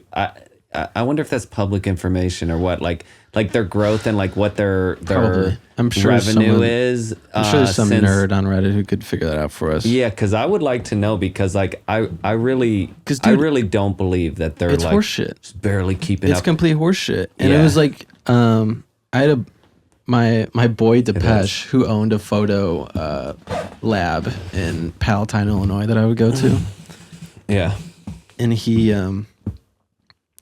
his entire store is like a 90s time capsule, because it's like no one goes to photo labs anymore. Like I was like his main customer. Yeah, he would do like my prints and stuff too. Yeah, and I love him, but he needs to renovate that fucking shop. But there's like film there and products from the 90s that were like you shoot on medium format, each photo costs you like $2 now with the processing and the costs and whatnot. And back then, like you could shoot relentlessly and barely hurt your wallet. Exactly. Yeah. I mean, it's good and it's bad that it it makes you not just fire off photos left and right, I guess. True. But yeah, it pisses me off. That's why I'm shooting Kodak Gold, the cheapest fucking film there is. Which is still not cheap. It's still not cheap. It's like $45-$50 a box. Yeah, yeah, it's still... Portrait 800 is pushing like $80 a box. Yo, it's crazy. There's a photography store by me that was selling 35 millimeter portrait 400 for like $32 a roll. Oh. Yeah. And I said to them, like, what's this all about? You know, like, this is price gouging, y'all. And they're like, no, we do it for you so that we can keep the rolls on the counter. Like, if we didn't price it like this, we'd be sold out and there would be none left for you. That is the dumbest thing I've ever fucking heard. I'm like, that's so backwards. That's so wrong. That is horseshit. Who said that to you, dude? These old timers at this store, they were like, this is like gold. And I was like, yeah, I guess so. Yeah. Fuck you. Yeah, exactly. Wow. I probably would have started an argument. Yeah. Well, yeah, I just got out of there. Yeah. And never went back. I try not to waste my energy on you know, altercations like that. Yeah. Like road rage and shit. Like, no. Every time I've gotten into anything with like that, it affects me negatively more for longer. Like so clearly, like I'll be I curse at people unable on the to road. sleep. Oh, do you? Yeah. I saw some road rage on the way over here. Some guy was just going real slow on the freeway, holding his horn down, flipping off through his sunroof, the person behind him. He was just... I believe it. I see that shit every day. And dude, I was driving down PCH the other day, and a fucking car chase, like 20 cop cars flew by me, and chasing this white pickup truck. And then I went on the LA like news. I don't remember what outlet it is, but it was like the helicopter footage of them chasing this guy. And he crashes into a pole and he starts running away and gets tackled by like 10 cops. And like that's the average wild. LA driver though. Yeah, you know, just running from the police. Yeah, and well, I think now is a really dangerous time to be on the road with. Yeah. We're like in a social experiment with autopilots and stuff. Yeah. I was just reading an article that was saying that automakers are being forced to bring knobs back because touchscreens in cars are so dangerous. Like they actually, for years, statistics have been coming out about how dangerous they are. Yeah. And yet it's the cheapest way to make a thing look fancy and to put tech into a car. So, you know, I saw a porno recently of a couple fucking in the driver's seat. I was just talking about that. There's somebody that like makes their like that's like what they do is just like autopilot porn. The most dangerous, reckless thing ever, dude. But isn't it meant to do that? Like there's like over 30,000 Teslas or something on the road that people pay for the autopilot. Like, I just don't trust it, and that's maybe the old man in me, and not even having the I've driven Teslas and I've never done the autopilot. Well, they were like running people over because there was like a glitch in the system that like if a pedestrian wasn't in the crosswalk, it was like seen as an obstruction or something. So Teslas were like hitting people like a month ago or something. Yeah, that's like that's like the Skynet. Yeah. The Teslas are gonna just start running over every pedestrian they see one day. I mean, Elon just snaps and presses a button in his office. I'm ready for the horror movie about that, because that would be actually scary. It's like too real. You see all these like little like I was in Santa Monica the other day, and they have robots that like deliver food on the sidewalk. I just want to tip them all over. Yeah, they just like drive down and we just have to like get out of the way of them. If they just like flipped on humans, even these little carts, and like made like a line of like 50 deep carts and just came running down the road or jam traffic for an hour. Carnage, you know. Oh my god, yeah. Or they start putting turrets on those things. Yeah, that's coming. I mean, definitely. If you obstruct the DoorDash, you're getting shot. Definitely somewhat alarming that hardly anybody knows how these things work and who actually controls them, you know? Right. It's just like you see this thing driving down the road and you have no idea like actually who's responsible should it decide to, break your leg or something. I've never tried this, but I imagine those things like lock until they get to their destination or something. Yeah, but couldn't you just like get a crowbar and like they like beep like crazy and like let out like some like robot some screams R2D2 and shit. They like flashlights. Oh damn. That makes sense. Yeah. They're not fighting back, though, is what I'm saying. Yeah. Yet. I forgot before we got sidetracked, going back to film and film shooting, do you think, like, now that it's become so popular, that it's an issue for people to feel like it used to be if you shot film, it was a choice because you loved the art, right? Yeah. Now it's so popular that it's a choice to shoot film. It can be, I think, for people to shoot film as just a way to fit into a better algorithm or to like get exposure better, So I wonder, like, as a film shooter, do you feel like the film community is based around like excitement about film or about like clout? I mean, I think there's, a subset that can fall in either of those camps. Yeah. For me, it's hard not to gatekeep a little bit as a photographer, because it's like everyone has a camera now with their fucking phone, and photography has been devalued a lot because of that.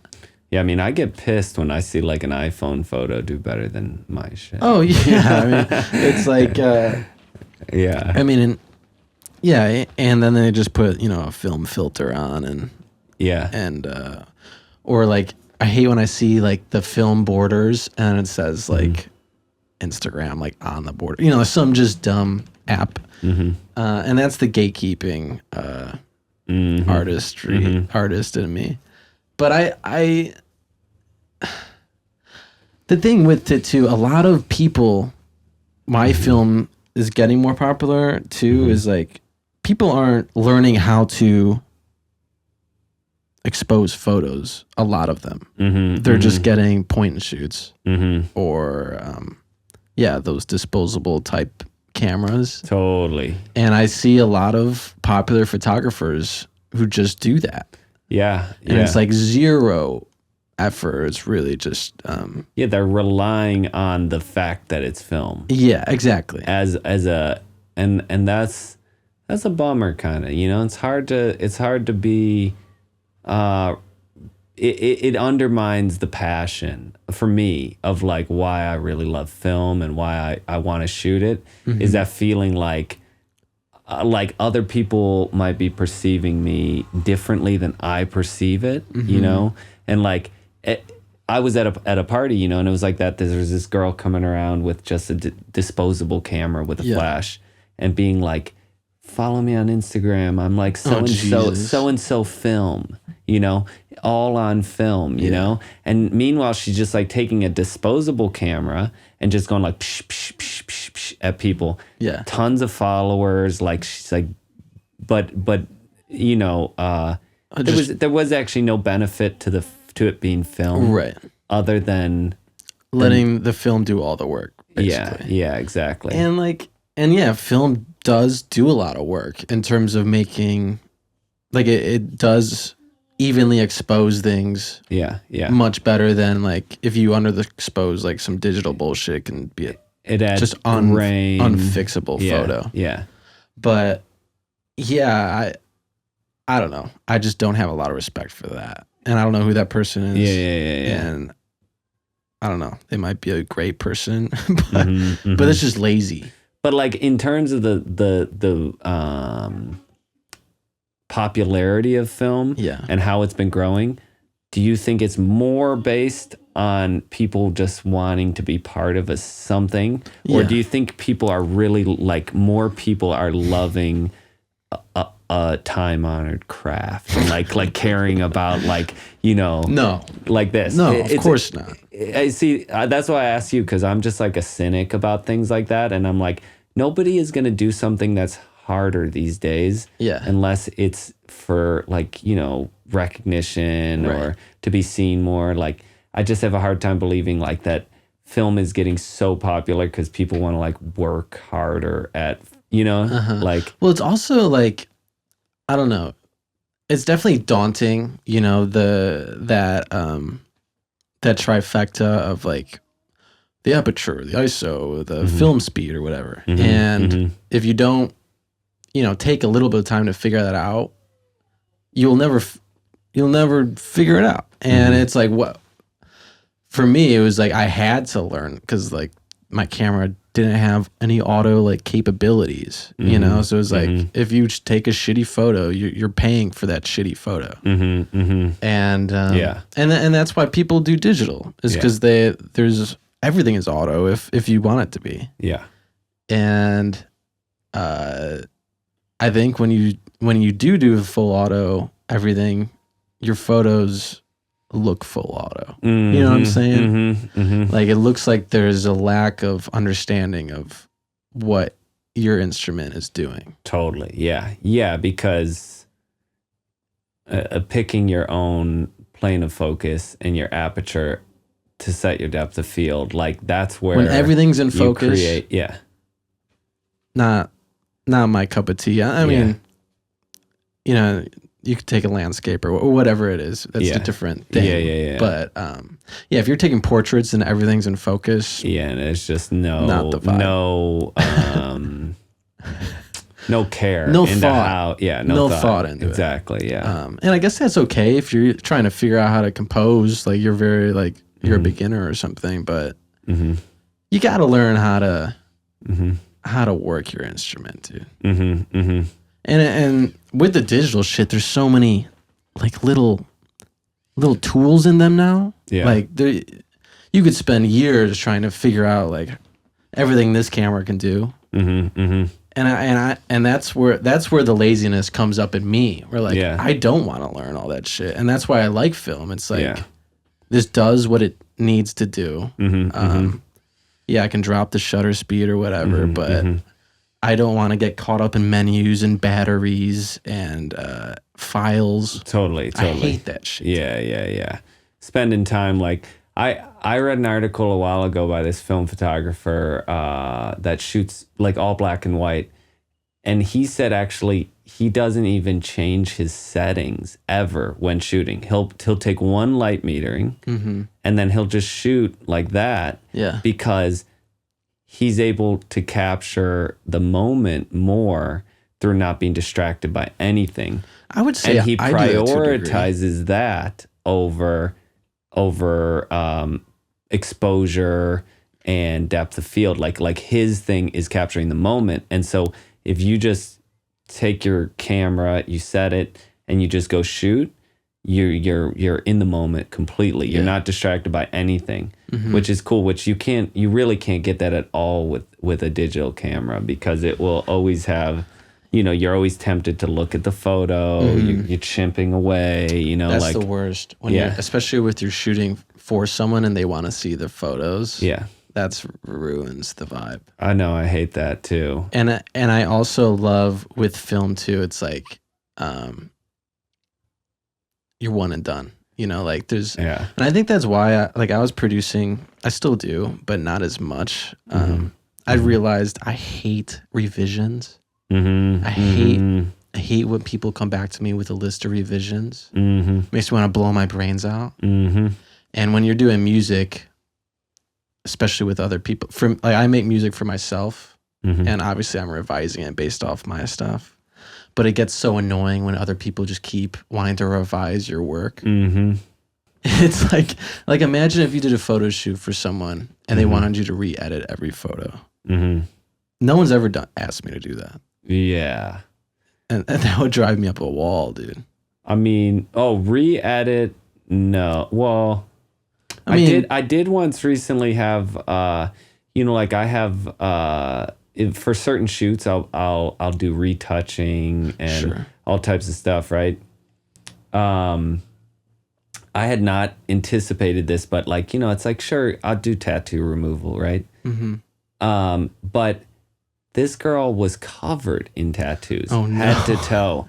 And I had a nightmare trying to almost make the impossible possible. You have to repaint her body. Yeah, repaint her whole body. And God. And it was coming back to me 15 times because it'd be you missed this tattoo, you missed that tattoo, or why did she want her tattoos removed? Was it for some she's brand? a anonymous online creator.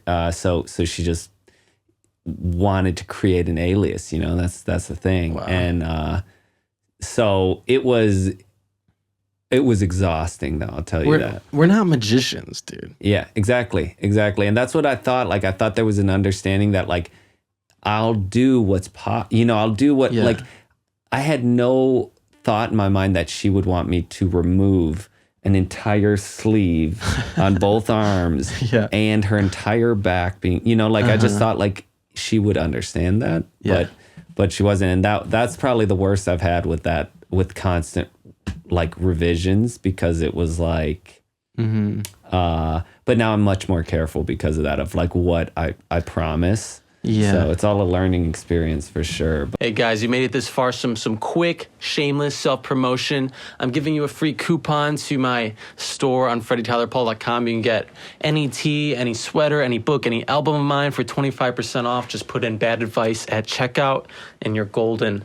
All right, back to the pod. I feel like I get along with people. I can tell if someone's from the Midwest. Yeah. So growing up there, it's just a different level of... I love talking to people about the Midwest. Yeah, me it's too. An immediate connection. Yeah, a lot of people from here are from the Midwest, trying to get the fuck out of there. But I don't know. I think I don't see myself going back. No. I mean, I guess if I get rich, I could get a vacation home there, or just something to do with my money. Right, just a house to have there, with a basketball court and a movie theater in the basement. Oh yeah, your bang for your buck out there is next level. Yeah, I was telling my sister called me this morning, and I was like, hey, I'm trying to move further north into LA. The best thing I could find is 700 square feet for $2,300 a month. And she's like, that's disgusting because that's my mortgage. And I have 2 acres of land. Yeah. No, it's true. It's crazy. It is ridiculous, dude. It's insane, the price of housing. And I mean, yeah, you could live. Everyone wants to be here. That's the thing, is you could live somewhere else, but you would probably not make money there, so then you'd be just as broke as living here and spending, because there's more opportunity and all that. It's a lot more fun here, man. That's true. How'd you end up out here in Long Beach? Yeah, I moved here September 2020, and I didn't visit. I just picked an apartment that was reasonable in terms of price and space, and I I'm like, fuck it, let's just land here. Because I also didn't have as much of a concept as I do now of how spread out LA is, and it's just pockets of different towns that make up LA. And I'm like, whatever, I commute everywhere here already. Like, I'll do that over there. Do you have friends that live out here in Long Beach? Or that's the thing. No, not really. Yeah. I do a few, but that's why I'm trying to move it. Everyone I know and love is further north. Exactly. All of my work is further north. Yeah. It's just becoming a hassle being here. Yeah, I mean, I live way north of LA. You're like in the valley? No, farther. I live in Thousand Oaks right now. Oh, damn, so I'm like dude. actually in Ventura County. Oh, wow. So like it's that's deep. Yeah, and it's like it's a great place to live, except that nobody else I know lives there, you know? And so that's how I feel about Long Beach.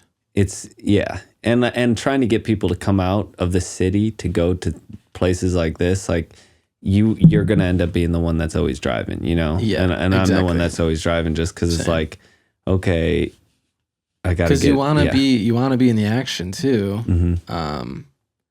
Yeah, I know. I feel bad sometimes making people or trying to convince them to come here, but it's like. The people that are willing to do it are. I mean, you can't move this whole setup either. So that's a good reason.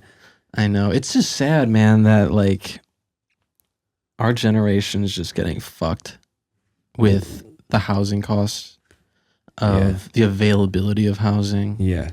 My parents had a starter house like in the early '80s. Before they bought a new house, like it was like nothing to them. Yeah, if you had a job, you could get a house. Yeah, exactly. Like any job. Yeah, if you just worked hard and had a job, you could get a house. It's completely unrealistic now. It's so sad, and obviously no one's entitled to anything in this fucking life. Yeah. But I mean, we all need housing. Yeah, but it's like you can't buy anything anymore. Exactly. Yeah, it's a major problem. I think it's going to be, like subscription services and the fact that that's what renting is. You can. Well, yeah, renting is different though. I think in that you're dealing directly with a person, or like with your landlord or whatever. Yeah. And it seems a little bit less possible for them to continue to add in extra things that you need to pay for. It's like, and you can always just move. Whereas like renting plus, where they're like, oh, you have plumbing if you paid for the extra. Exactly. $20. And that's what it is. It's like you move in and you pay your fees. Whereas like subscription services are constantly upselling. Yeah, upselling and adding things in, and you're like kind of committed because you have years of like Spotify raised their prices, but there's no way I'm losing those playlists. You know what I mean? Right. And it's also gonna exactly, and it's also gonna be like, you won't even be able to contact the landlord. It's just gonna be me talking to a AI on the phone and trying to convince him.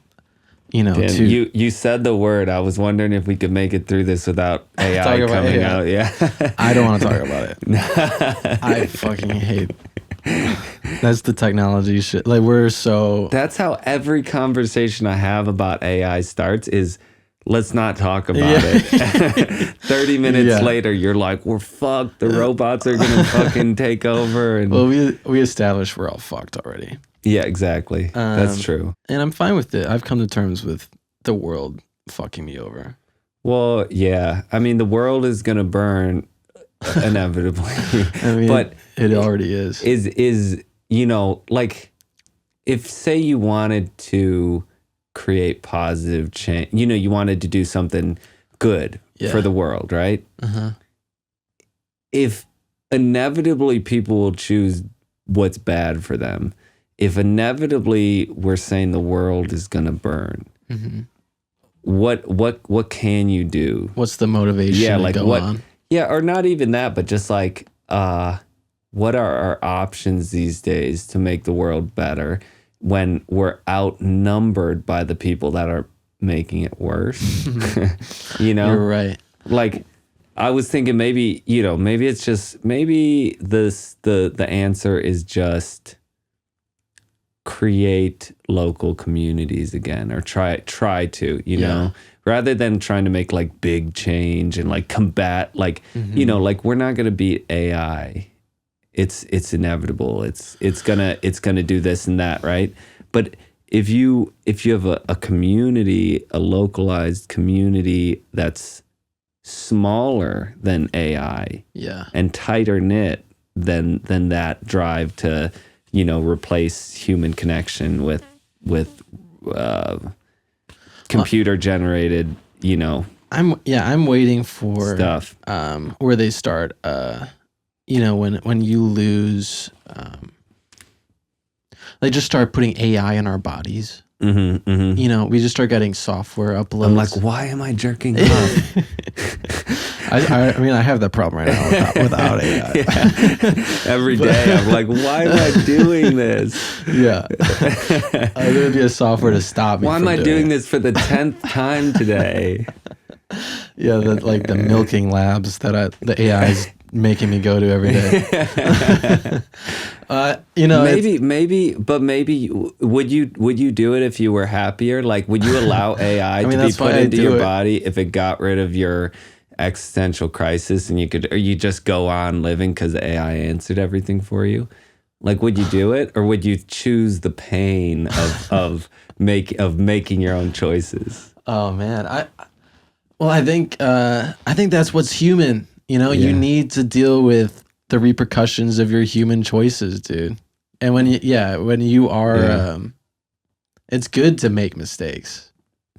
And if there's an AI correcting you at all times, then how are you ever going to learn to do the right thing? It's like, well, it wouldn't matter. Right. Yeah, right. I guess so. Things only matter because we care about them. Right. Yeah. So if we were all just had no care for it and it didn't matter, like we didn't have an emotional response, it wouldn't matter. Well, that's interesting. It's kind of like, you know, like genetics, where like they're like now going into like eggs and like cutting out parts of your genome that might be like bad. Like you're going to be born with a disease or something. They can crop that out of you. Almost like, if there's an AI, like this guy's born, he's a psychopath. We can just like Matrix upload something in his neck, and now he's got emotion again. Yeah. Like that might be something where we're headed. If there's already like, you know, I mean, we all got Bill Gates chips in us right now. So it's you know, for everything positive though, you think about how likely that's to fall into the hands of somebody that could use it negatively. Like what you just described. Every billionaire ever. What you just described sounds so awesome, right? Yeah. Until you think about that, if somebody realized they could monetize it and then, you know, were corrupted by the amount of money that was pouring in, then suddenly, you know, that's being used to you know, lobotomize free thinkers and artists, and take advantage of people. Exactly. And like, so like people with diabetes and pricing the fuck out of the drugs they need. Dude, there's been barons of industry since money existed. And there's never going to not be those people that money is their sole goal in life. And there's always going to be, I love the saying, there's a sucker born every minute, dude. And we're all a sucker for something. We all have our vice, our passions that we're willing to spend money on. Absolutely. Like the CEO of Kodak, he could probably retire. He's probably got cash in the bank. But no, he wants wants whatever's left in that wallet of yours, bro. Yeah, exactly. Yeah. It's true. And this whole country's like that, but I say that a lot, this whole country, but I wonder if it's just the whole world. Oh, sometimes. Yeah. I mean, the whole world is capitalism focused, whether they don't want to admit it or not, some of them. Yeah, like on a global level, everybody is realizing that just trying to make a buck. There's not pie for all of us. You know what I mean? Like no. Like you gotta get the bag and build your fortress, kind of, because like if you don't, somebody else will, and dude, that's the way it is. It could be different if, like, you know, everybody cared about each other and everybody actually, you know, if people were good, but no, we're you know, the scourge of this planet, dude.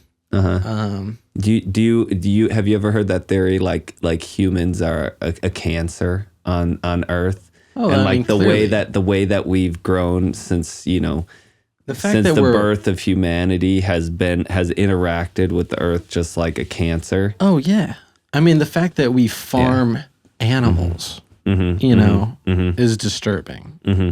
And I consume animals. Like, it hasn't stopped me. Yeah. But I'm also not the one working in the factory seeing how these animals are dying every day, which I'm sure would impact how I approach that burger. You know, there was an old school like vegetarian pamphlet that somebody used to hand out, like in Chicago. Maybe it was from Peter or something, but it said if slaughterhouses had glass walls, that, you know, the meat industry would be dismantled. Yeah. And Chicago is built on the meat industry too. At least it was. Oh yeah, the hog butcher to the world. Yeah. And they would just dump everything in the fucking river. The good old days of Chicago. That smell, if you on the south side of Chicago where the meat packing, the smell is so bad over there. It's incredible. Like, it's like this. It's just a smell of death and flesh, and it's bad. Yeah. And yet when it's cooked up and everything, you know. Well, that's the thing. We are, you know, we're omnivores, but we need protein in our diets, and steak tastes good, man. It does. It really does. And they have not perfected that Impossible Burger shit. I'll tell you that. See, I think for sure, you know, I guess, I've just become such a cynic these days, like in life, as I've gotten older about these things. It's like, I do believe being a vegetarian is a better choice for just the world. For the world, but I also feel like I'm outnumbered by the people that don't feel that way. Oh, yeah, it's irrelevant. And like making that choice is almost deluding myself to reality. Whereas it's like if I eat a burger once a month, right? Or if I eat a burger once a week, am I part of the problem? Yeah, it's not going to change anything. That's it's the exactly same thing with like I'm the paper at. straws. Yeah, at these restaurants, it's like, and then I go back outside into my diesel fueled car. Yeah, you know? yeah. You know, it's not. There's always somewhere like it, and at this point, I feel like making those choices, like I'm only you know, supporting this. I'm only putting things in paper bags. It's kind of like tricking yourself into feeling like you're doing good when really you're just still part of the problem, because you drive your car there, you know, you like it's almost an impossibility to live that life. And if you did live that life, there's not a large scale movement to do that. No. That isn't corrupted by profit and gain. Yeah. So like, you know, if you were, you know, if companies really cared about the environment, they wouldn't be serving things in plastic. If the organic health foods or the organic restaurant really cared about the world, they wouldn't be doing to-go orders at all. You know, but you go there to buy it because it makes you feel good. Yeah. But not because it actually is good. Everything is about the bottom line, dude. Yeah. There's no morals in money. I mean, you can try and implant them as much as you want, But the people who have the power of moving it around, the money around, there's no morals in it, dude. No, not at all. I have some money in like some investments.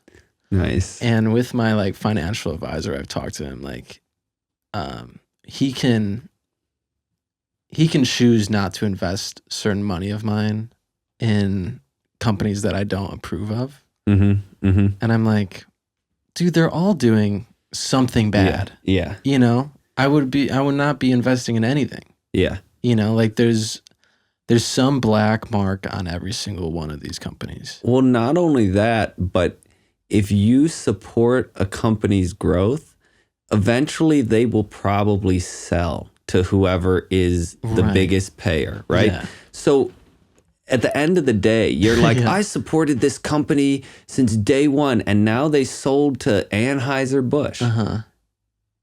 Was all your good deeds part of the big problem? And now they have this gigantic company that you helped support and build for years that's now doing the worst things for the world and all that stuff. And it's like, you can't really win because you don't know you don't actually know where that's going. And, you know, we've seen over and over that if something becomes popular, enough money will be thrown at it for whoever owns it to sell out. Yeah. Especially if you're an employee, dude, never be the company man. Oh, yeah. They don't give a fuck about you. They don't give a fuck, yeah. You will be replaced in a day. Yeah, yeah. There's always someone who will do it for cheaper than you. Absolutely. And yeah, the days of staying at PepsiCo for 30 years doesn't seem logical. It would be hell. I'm also not in that world at all. Like when I moved here, honestly, until I started doing like the clothing thing, I probably applied to 150 jobs out here. No one would fucking hire me, dude. And I don't know why exactly that is, other than I have a lot of freelance shit on my resume and not a lot of company experience. Yeah. In that gatekeeping from whoever's running these HR fucking companies is what pushed me into just having to be my own boss.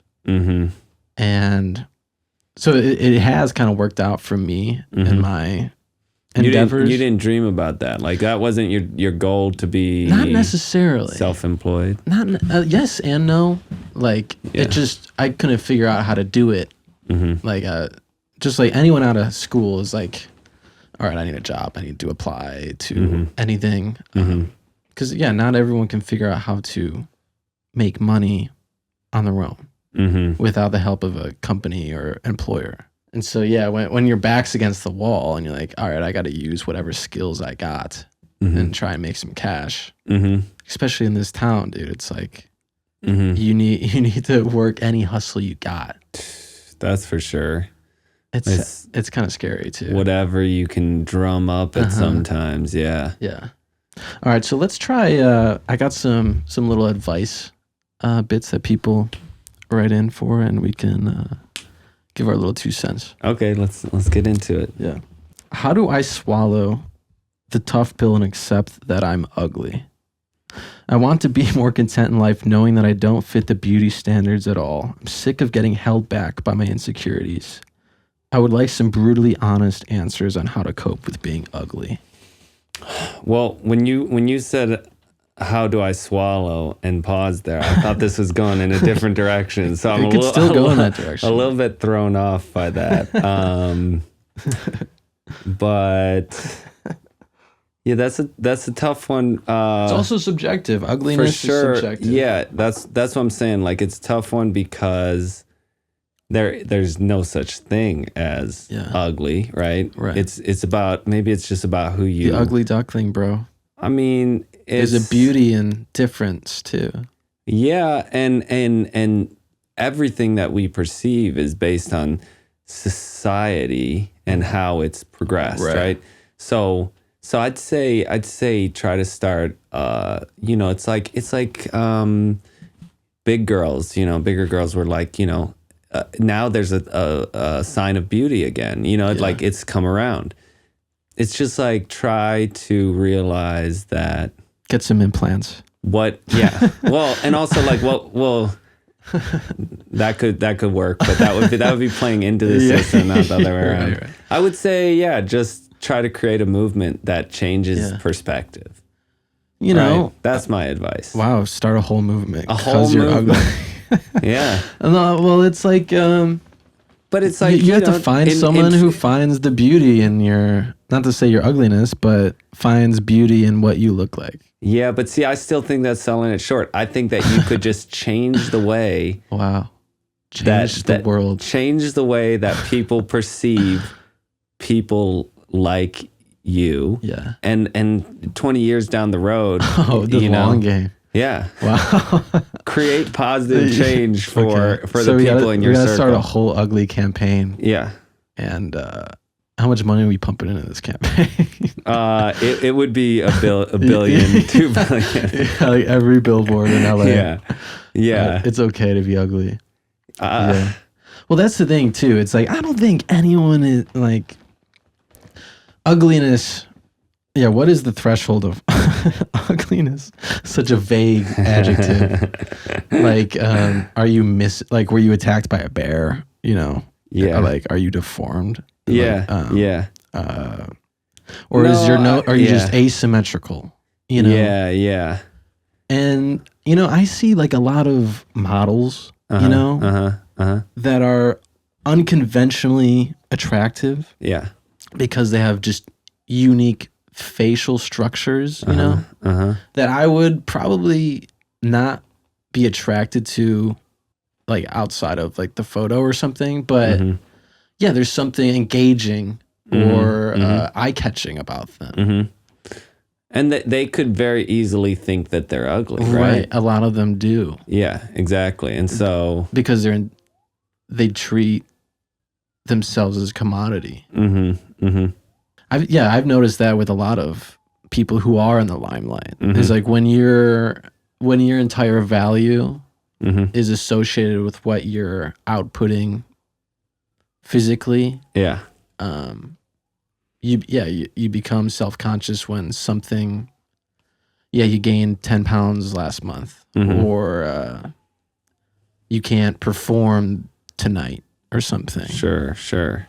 I mean, I'm interested in where it even comes from. Like, I've always thought I was attractive, like as far back as I can think. You're a good-looking guy. Thank you. You too.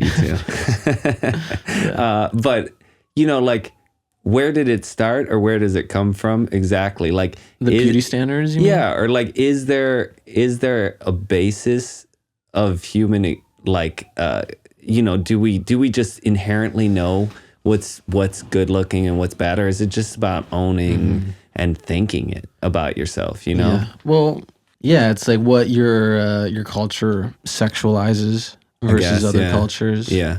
Like there's, African tribes that, their boobs are flying out and about. Yeah. And then it's like taboo to have your nip out for a second. Yeah. Here. Yeah.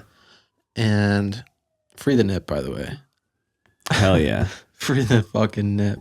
Yeah, there's I think America is also very prude. Like weirdly. Yeah, that goes back to religious, puritanical foundation of this country. And I don't know, I can't speak for a lot of every European country, but I know Europe is like so forward with that. Yeah. Sexuality and your body. I mean, I think there's maybe a limit to exposing yourself in public, maybe. Like being a pervert and whipping your dick out on the subway or something. I was driving downtown recently, and there was this homeless lady taking a shit in the middle of the road, ass naked, no clothing. I was like, wow. I was driving down through Koreatown, and there was a dude just standing with his dick out, just making eye contact with everybody driving by. That was me. I mean, that was you. Yeah. No, it wasn't you. Trust me.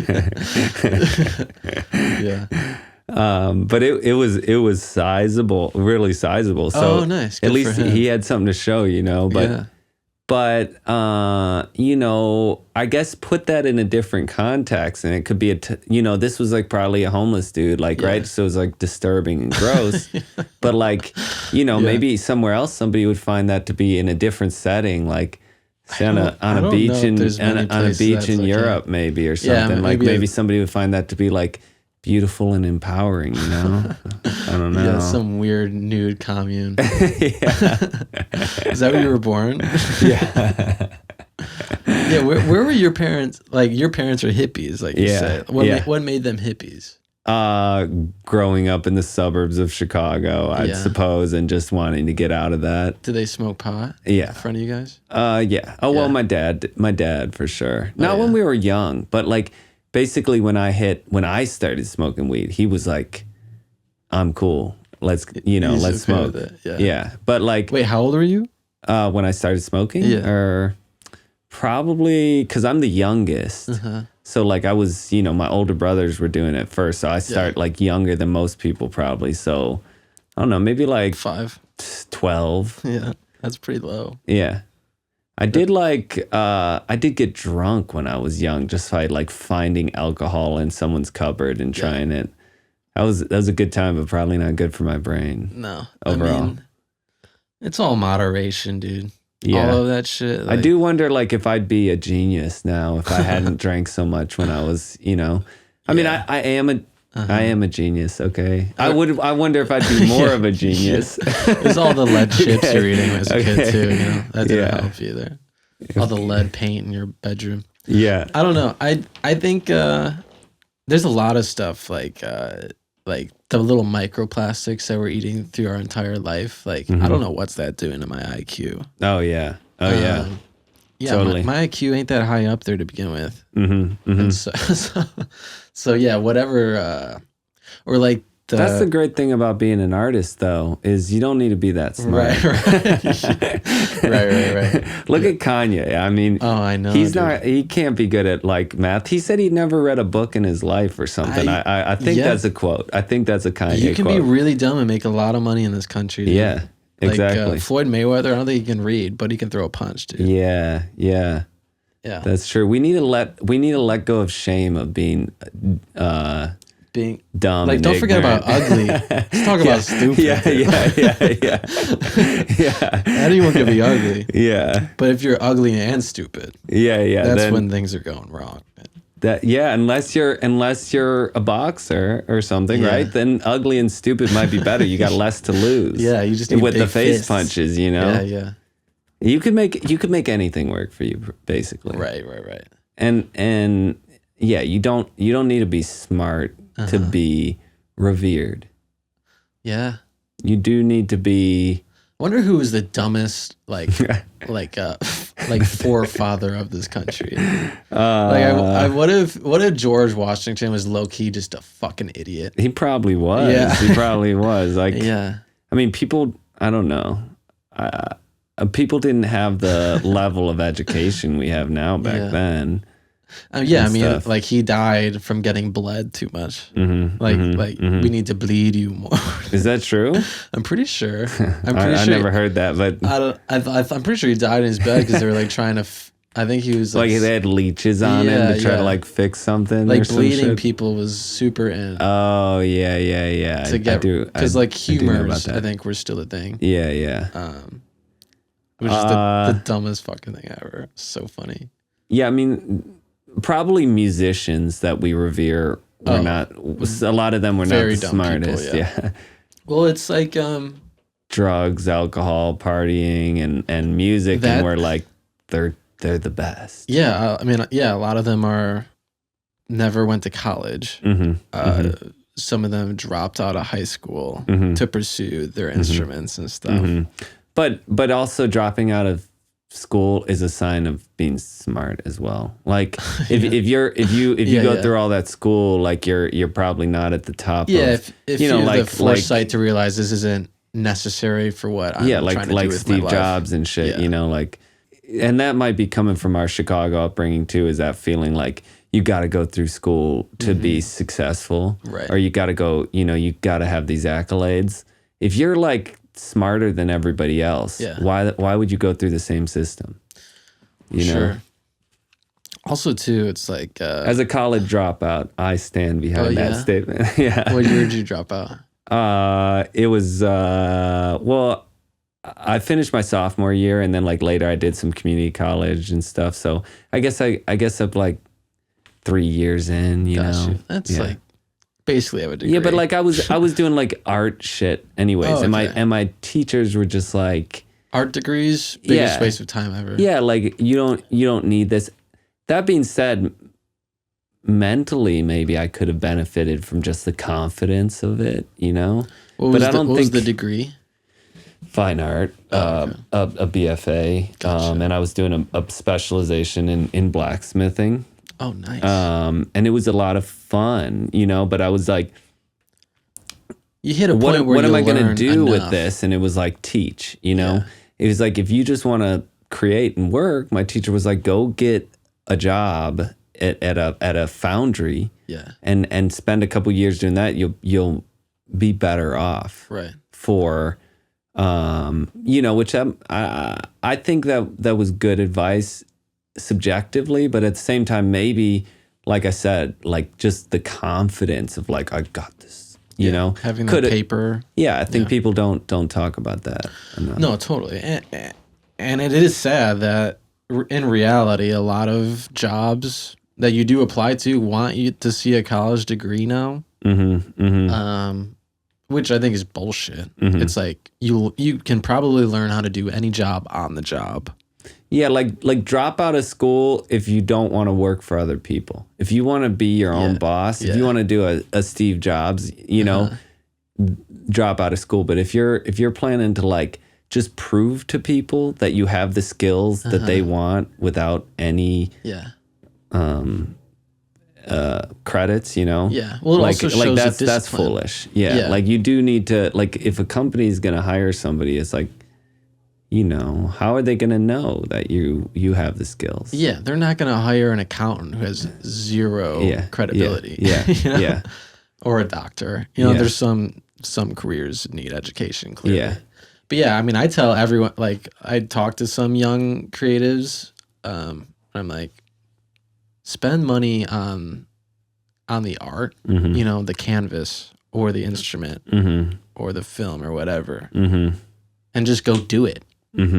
Don't go to a class and have some teacher tell you what to do, because then you're going to create probably something inauthentic, or you aren't going to care that much about it because you're being graded on it.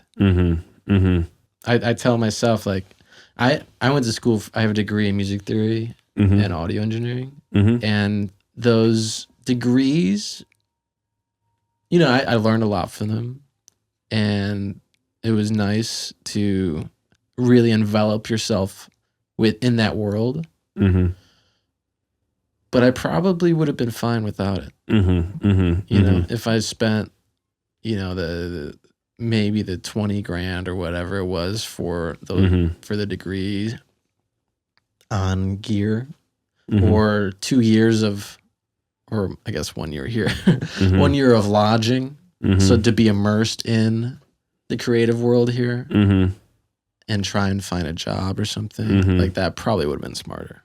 Yeah. Yeah. Well, it's incredibly hard to follow a artistic pursuit if you don't have like a pot of money or some security, you know, like, right. So that's where you could benefit from, like, but also not just jumping right into your passion in that sense and being like, I need to start from the right place. Yeah. And I think school might help people with that, and is like allowing things to culminate before you're like, to see what you love even. Yeah. Like I need to be successful at this because I'm not going to pay my rent if I don't. Yeah. That's a lot of pressure and can kill some people's drive to follow their passion. Sure. Well, also as a parent, you're like, you just want to do whatever you think will push your kid in a positive direction. And yeah, if you're, I mean, obviously school is just getting so bloated and how expensive it's become. But if you do have the ability to send your kid to school or something, yeah, like you want them you want them to learn about themselves, what they want to do in their path. Because yeah, I mean, we make kids choose a pretty definitive path, 17, 18 years old, with the schooling and degree they're chasing. And when you're 17, 18, you have no concept of the money that you're going to spend on the school, what that degree will lead to career-wise. And so it's really just a shot in the dark. I mean, life is just one big shot in the dark, but you don't want to shortchange your kid. Yeah. It would be so hard to be a parent in that sense, because there's no roadmap, and you basically just have to try to feel like one decision is right, and stick to it. Yeah. And just try to build some sort of foundation of belief, and but you could drop out of college and be successful. Totally. You could go all the way through college and be successful. You could become successful and then kill yourself. I was thinking about that actually. After this podcast, I'll let you leave first, though. Well, that would mean that this is success for you. So that's a great honor to me. Right, okay. Right. I'm peeking right now. Yeah. I'd be like, he killed himself after my podcast. You're the eulogy. Yeah. You're like, I helped him reach nirvana. Yeah. Well, I'm honored. Yeah. Hell yeah, dude. Okay, but let's see. I assume no blame here. Yeah, my suicide note is just blaming you. All right, let's try another one here. All right. Well, I hope we answered that question. Probably not, but this guy tried. He needs therapy, I think. Yeah, okay. Yeah, I agree. I agree. You need to get past that ugliness, bro. Yes, self-love. Try some makeup. That's just try things. Try a new hairstyle. Get into it. Become a kayak guide or something, maybe. Or start wearing a mask. I don't know. I'm not gonna fix all your problems. All right, let's see what else we got.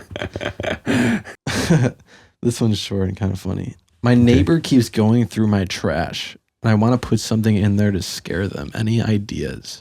I mean, I would be worried about the neighbor going through the trash more. I wouldn't want to scare somebody that's that unhinged, right? Yeah, like I think I would say don't scare them. Yeah. Maybe start they've got to have something psychologically wrong with them to be doing that. So maybe start leaving pamphlets for BetterHelp in there or something, just try to... Or you hide in the trash? For your own safety. Yeah. Try to get this person help, and... Or what if it's it's their neighbor? Yeah. Oh, I was thinking, what if it was one of the people just collecting cans? Yeah. That would not be cool to scare that person. No, they're just trying to get by. That's a rough life, yeah. I hear those guys every morning out back, just the dumpster's right near my window. Yeah. And I just hear them. It's so annoying. Yeah. Oh, yeah. Oh, that's annoying. But but they're just doing what they gotta do. Weird system with that, honestly. That we put all our recycling into a bin, and then somebody comes and takes it all out to go make money at it. Right. Pretty weird system. It seems. I think California is one of the few states that you can actually make money doing that. Yeah. It's better. It's better when I lived in Culver City. I would just put all my recycling into bags and just leave it out there. Make it easier for them. Yeah. Why not? Help them out, and it goes to the same place. I refuse to recycle. Yeah. I'm anti-recycle. I just put everything in the trash, all my biohazard waste, everything that can clog up the sanitation system of the city. Well, I'd like to know your reason for that, because there's one answer that I think is actually good in that sense. What's that?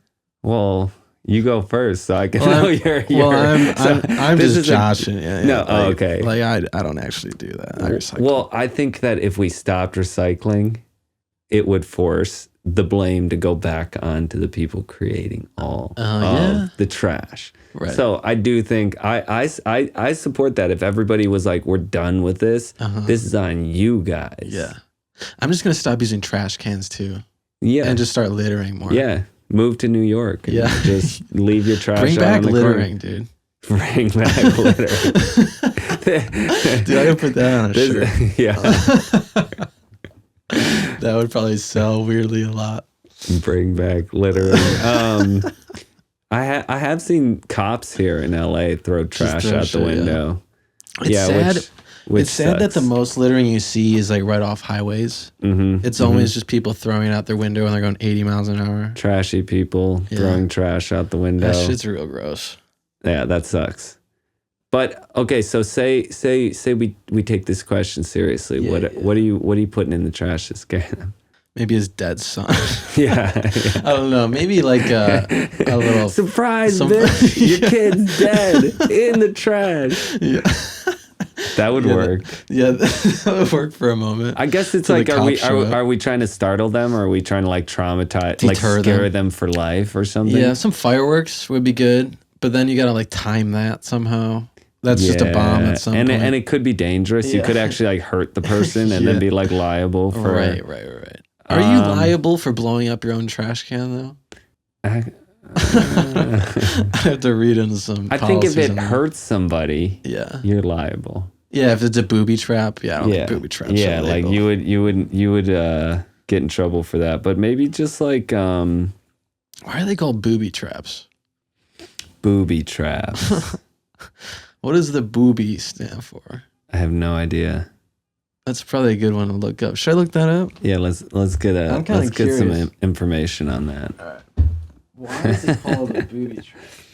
The word booby. How do you even spell booby trap? Is it Booby? Oh, okay. The word booby has been used since at least the late 17th century to mean fool or idiot, an unsophisticated trap that only a fool would fall for. That's interesting. Yeah, people call each other boobs. Yeah. You boob. Hey, you should make a shirt that says "Bring back boobs," but spell it like that. Bring back boobs. Yeah. Isn't that how you spell boobs? Oh wait, no. Yeah, you're right. How are you spelling boobs? No, like that. Like that. Yeah. Like you with an umlaut? I was thinking BEWB. Like I don't know why. I was imagining that in my head, but that makes no sense. Bring back boobs. Yeah. They never went anywhere. Well, booby traps. They're calling people boobs. Yeah. Calling people boobs is out. Right. You don't do that. I should make a free the nip tea though. You got to answer that? No, it's my mom. Oh, I'll call her back. I'll call her back. No. Yeah, that's a whole thing. Yeah. If you see someone going through your trash, multiple times, I would go out there and confront the fuck out of them. Like that's not cool, dude. Yeah. I just wonder what the motive is. That's what we. Is that's he trying what we to need. like steal your identity? Like I don't know. Yeah. Yeah. Call the police. Yeah. Videotape him. Yeah, maybe. Oh, that would scare him. Just put a fucking camera inside. Yeah, a photo. So when he opens it up, it flashes and takes a photo. This person would not come back. Yeah. That's it. Or just shoot him with a blow dart from far away. That would be physical harm. Though. We can't. Right. That's He's on beyond your property, scary. though. You could just you could get away with anything in this country. You could graze him with a blow dart. Graze just to scare him. Okay. I always wanted to shoot someone with a blow dart though. Yeah, it would be badass. No one would know it was you either. Why not? Yeah, those are probably illegal too, right? Yeah, you can get a gun at any corner, but you can't get a fucking poison blow dart at Walmart. Well, now people are. It's medicinal to do poison dart frog trips and shit. Yeah. So you could probably get you're a doctor. Yeah, you could get if that's your dream, you could achieve it by get hit in the eye. Yeah, like become certified as a poison dart or a poison frog administrator, a shaman, as it were. Sure. And then you could just, this is how I administer. It's like when you go to church, dart people. And the priest gives you a Eucharist, you're giving them with blow darts to the neck. Yeah, exactly. Okay. Exactly. I'm in. Hey, I just ate one of those little wafers. Is that's Eucharist, right? Eucharist, yeah. I just on Palm Sunday, I ate one for the first time in my life. Oh wow. Yeah, I went with my grandma. I was back in Chicago. Good I took my 94-year-old grandma, and I just Your thought first communion. I just thought I wanted those little wafers look so tasty. Yeah. I always thought they were something really, really good, but that thing was the most bland, so bland, horrible. I was like, the church cracker. I was like, is not like a Ritz, all these years of missing out on that was for the best. They need a dipping sauce. That's the problem. I mean, it's supposed to be Christ's body, right? So yeah. So like some jam or something to like make a little. I think if they had like a little salsa from Christ's blood. Yeah.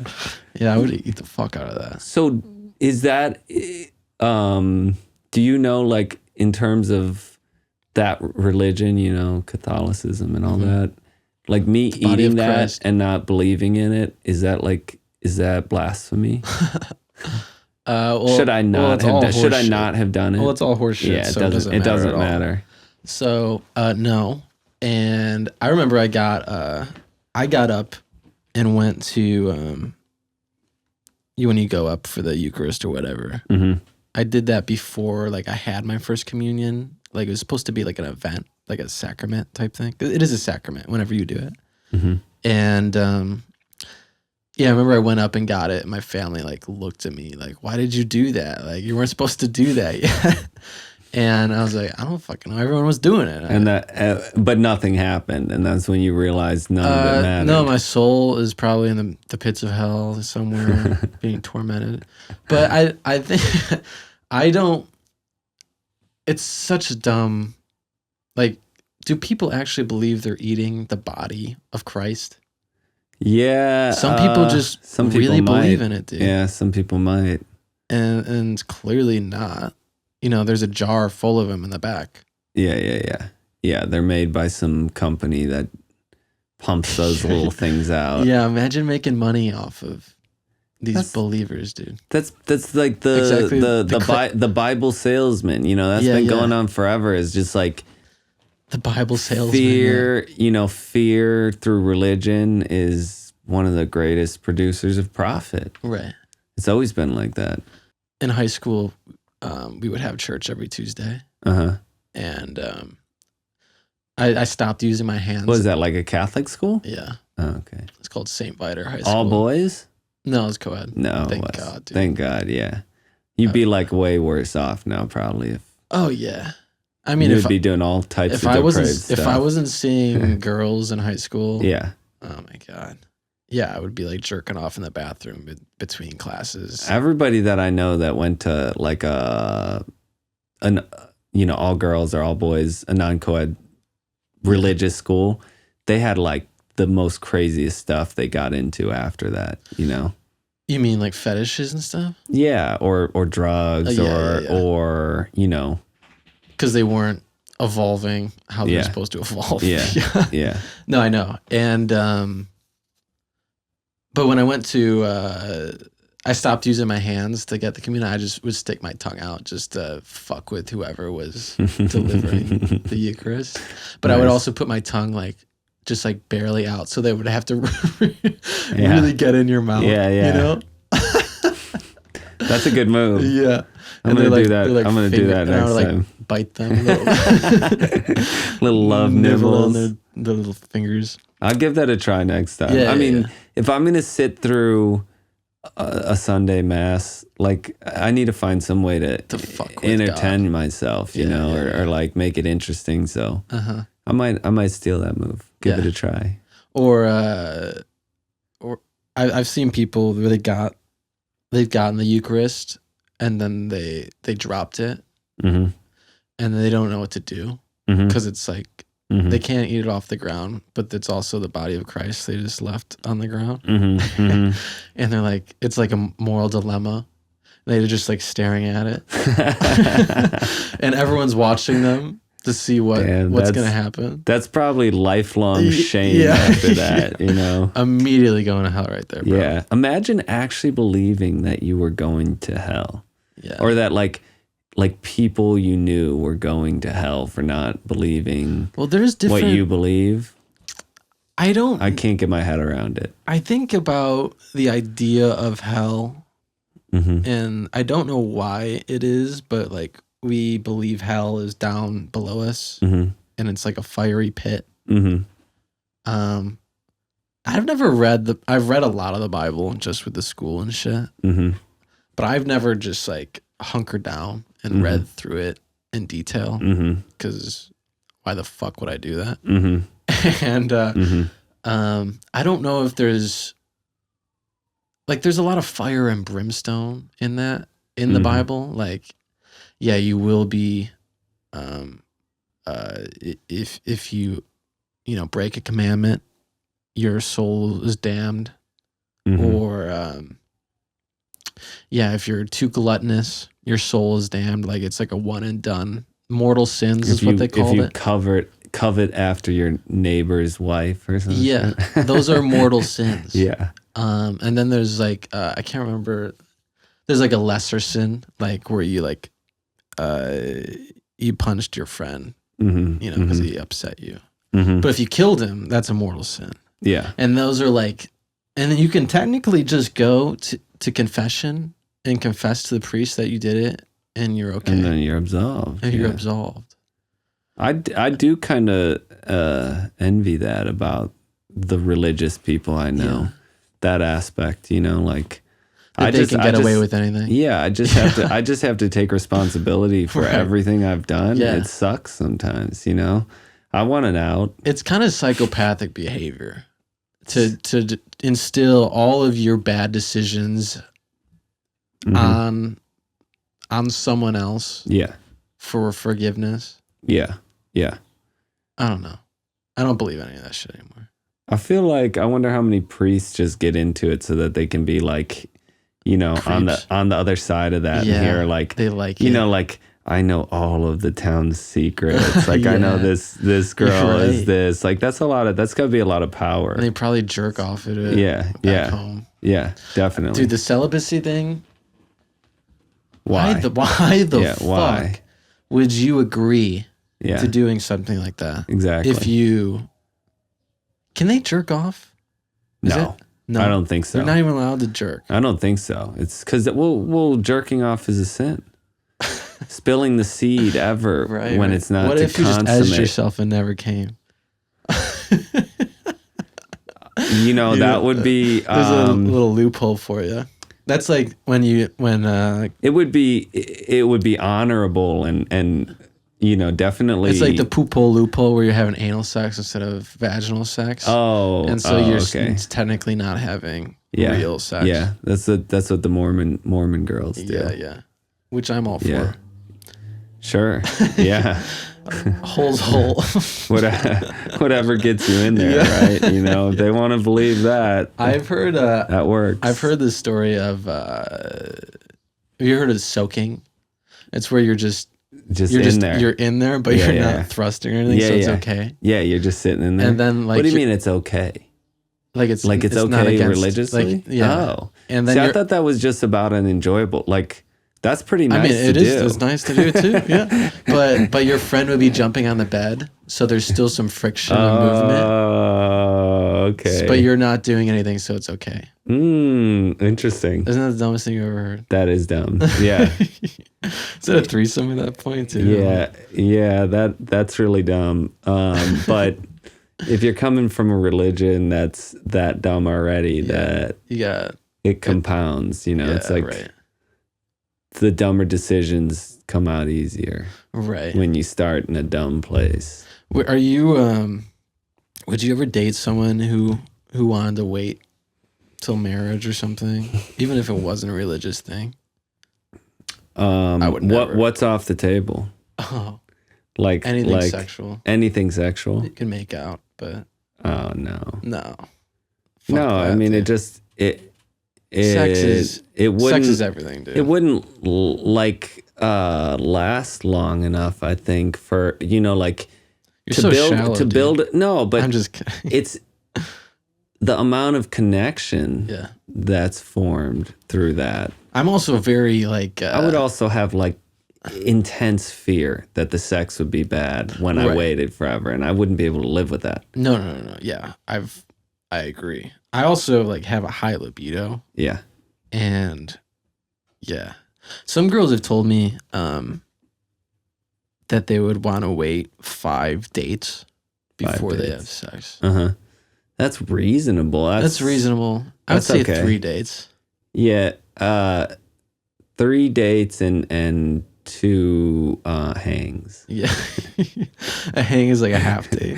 Yeah, exactly. Yeah. It's like a date with just no pressure. Right. Just being in each other's company. Just like, because it's whatever. I don't want to marry someone and then you end up fucking like she doesn't even like being penetrated or something. Exactly. Yeah. That's a huge issue with that whole concept. Is like sexual compatibility is a huge part of being able to spend your life with somebody. Yeah. There's no way, like, if you love each other, but your kinks are completely different. Yeah. If you love each other, but, you don't fit well. Mm-hmm. She likes peeing on me and I like shitting on her. Yeah. It's just not going to work. It's not going to work. Yeah. Not going to work. So to wait a long time to just suddenly find out that your relationship is built on incompatibility in the bedroom is ridiculous. Well, there's a lot of shame with these religious folks. Yeah. And like they're afraid to approach their sexuality because the religion makes it so. And dude, we're put on this earth to fuck. That is literally why we exist. It's why you exist. And we try and put... Well, I actually don't believe we are put here for anything. I just believe we exist. Yeah. I don't saying actually organically. Believe, like put. But when you say that put on this planet for, it has a strangely religious viewpoint, right?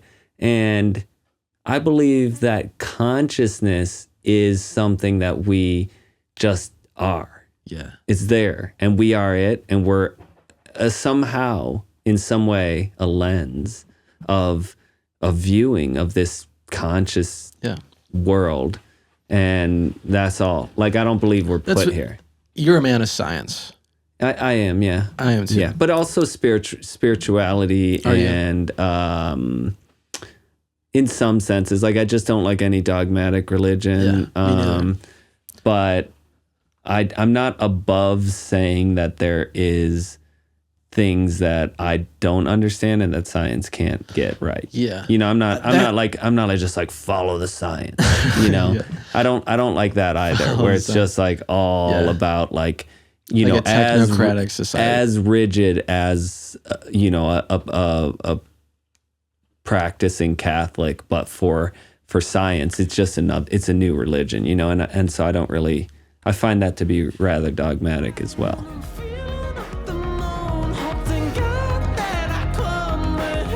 I do wish I got back a lot of those hours I put into video games, and put them into something more productive, but yeah, I don't know. You could have also put, without those video games, maybe you would have been into something worse. Right, that's like an important thing to note. Yeah, like at any point in life, you probably could have made worse choices. Right. Yeah. Yeah, I could have been a meth head. Yeah. I wonder if they're like what the worst choice is in anything, like in some point in life. If there's the worst choice ever made. Probably make like Oppenheimer designing the atom bomb. Yeah, that's a bad one. Oh, did he live out his life, or did he kill himself or anything? I think he lived out his life. Yeah, well, so then it was fine for him. Not the Japanese. Well, I just always look back at my life and like the decisions I regret. I always know I could have done something worse. And I wonder if anybody has that experience. Made? Oh, is it recent? Too many to count. Yeah. Coming to this podcast. Yeah. I'm deleting all this footage. Yeah. But yeah, just I wonder if anybody has that experience where they're like, wow, I couldn't have made a worse decision. I think if you went to Skid Row, you'd find a lot of bad decisions. Yeah. And asked around. Yeah. There's no shortage still, of bad decisions. could it be worse? Yeah, what's the worst decision? I mean, you can't even say suicide because we don't know. You know, like, could be better on the other side. I mean, a murder-suicide, that'd be worse. You know? Maybe. Yeah. I mean, yeah. Do you know what happens in the afterlife?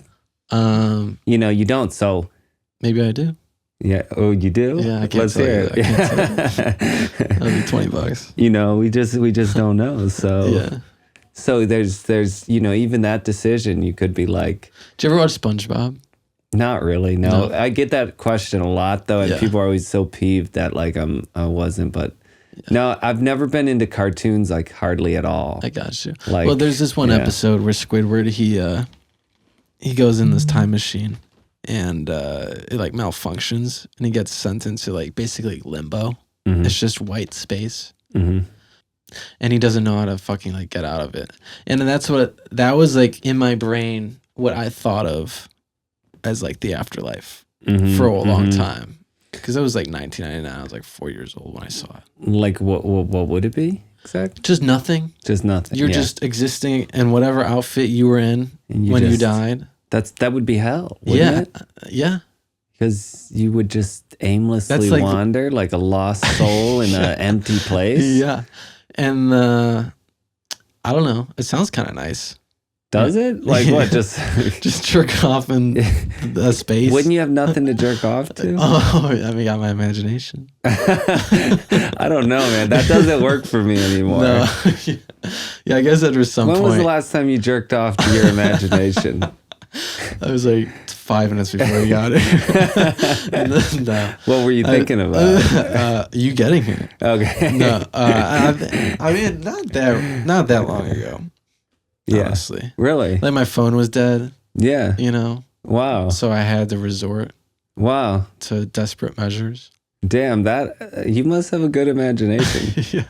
I feel like for me it was like a constant progression. You know, like I started with like a magazine clipping, and now that it, you know, like, and then like this Playboy magazine or whatever, and then like now that there's like the internet, it just seems so hard to like motivate to like conjure up those thoughts. It's like I could do it, but it's like exhausting. It's a lot of work. Yeah, you know those. I don't think it was a Victoria's Secret, but it was some underwear like magazine that we got in the mail, and I remember like sneaking it up to my bedroom, and I would like look at it and like. I don't think I really knew. Oh, I remember. I don't think I really knew what jerking off was, so I wasn't even really jerking off, but I was just looking at chicks, you know. Yeah. And I would hide it behind like my dresser. Yep. And I remember like one day, like I was at school. Did the same thing, yeah. Like my mom and like sister like cleaned and like reorganized my bedroom, and I realized the magazine was gone. And I was like, no. And I knew it, like, first of all, no, the magazine, I'll never find that magazine again. But also that my mom and sister saw that I had the magazine. But it was also like, luckily I didn't have to wait that long to figure out how to access porn on the internet. What was your early website? RedTube. RedTube? That was my first. Okay. Yeah. I haven't been on that in a minute. That's hilarious. I don't know. Are you? I was just talking about this because like I went back. The first site that I was like able to find porn on was this site called The Hun. That was like, I don't know what it was or how we found it. Porn. It was basically like a list of links.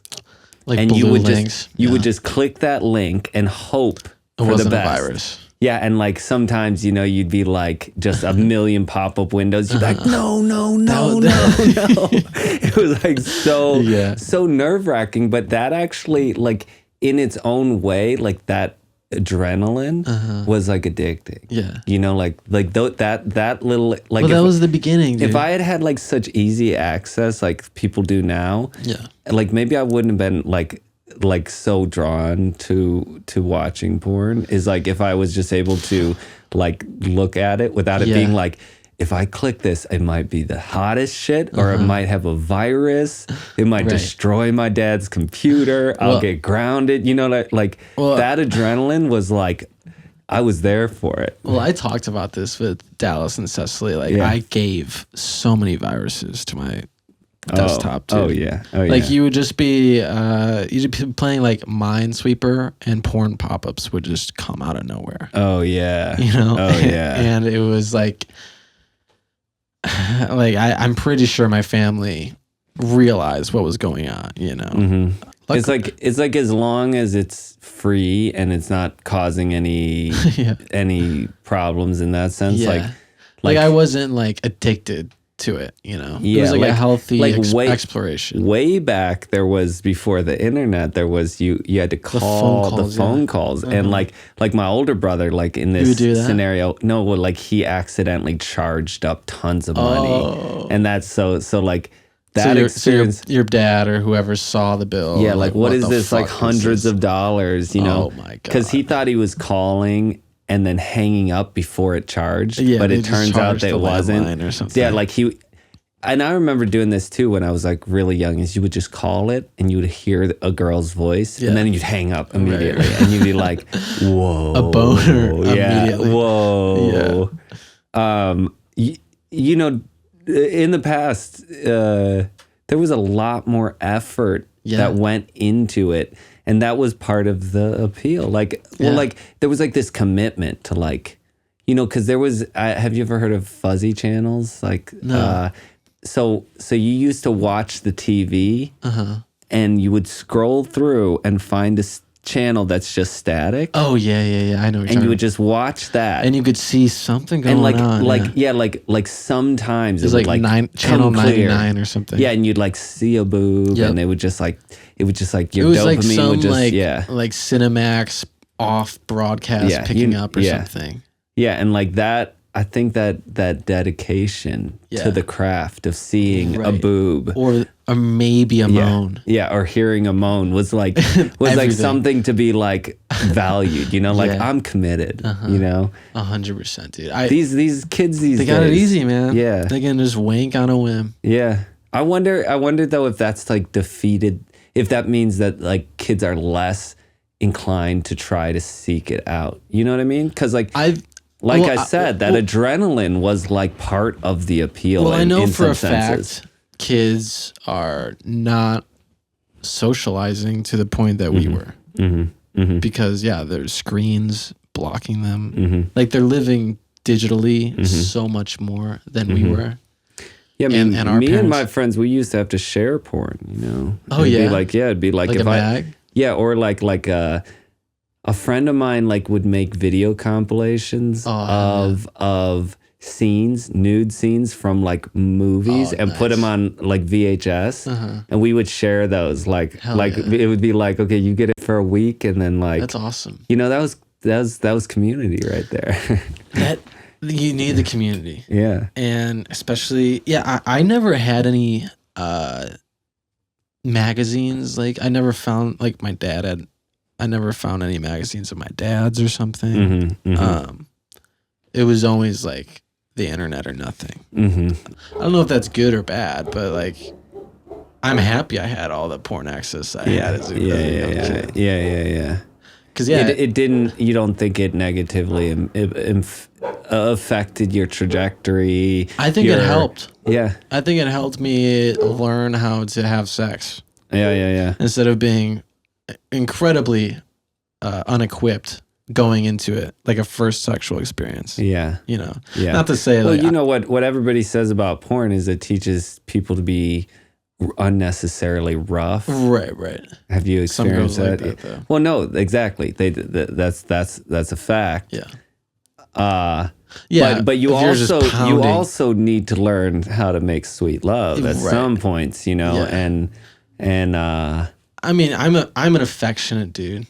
Yeah, and you already got that. Yeah, it was built in to your character. Yeah, that was ingrained in my genetics. Yeah, and that's the Irish Catholic in me. Maybe you were like, I come from a long line of fucking. You know, like my dad was one of 10 kids. His dad was one of 6 kids.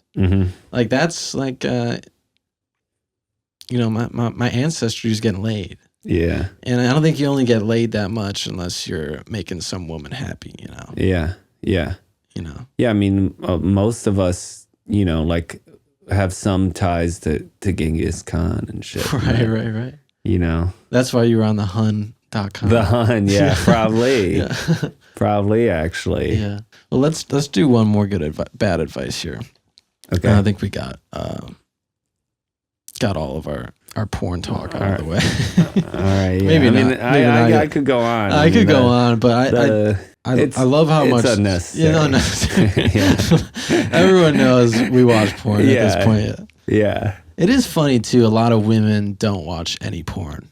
It's true. And I've never met a guy who hasn't. Yeah. Or who doesn't. Or yeah. Yeah, I think you're right. At least guys I talk to. Yeah. No, I've never met any guys I think either that have never. Yeah. You know. All right, let's see what we got here. What is an absolute deal breaker for you when selecting a partner? Your non-negotiable, so to speak. That's a tough one. Maybe schizophrenia. Oh yeah. Yeah, mentally ill. I would agree with that.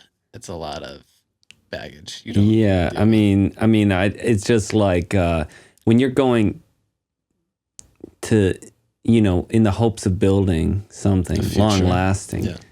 You're trying to find, like, you know, the ideal candidate. Yeah. Yeah, and like, you know, I guess if you trauma bond with somebody, or like you're going through the same thing, you both are schizophrenic. Maybe if I'm a schizophrenic, you know, that might not be.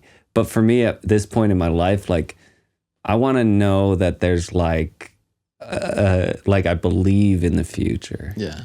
You know, totally. And I agree. And like extreme mental instability does not give me any knowledge or hope. Schizophrenia is a scary one too. Yeah, because you don't know the limits that those people, like, what are those people seeing?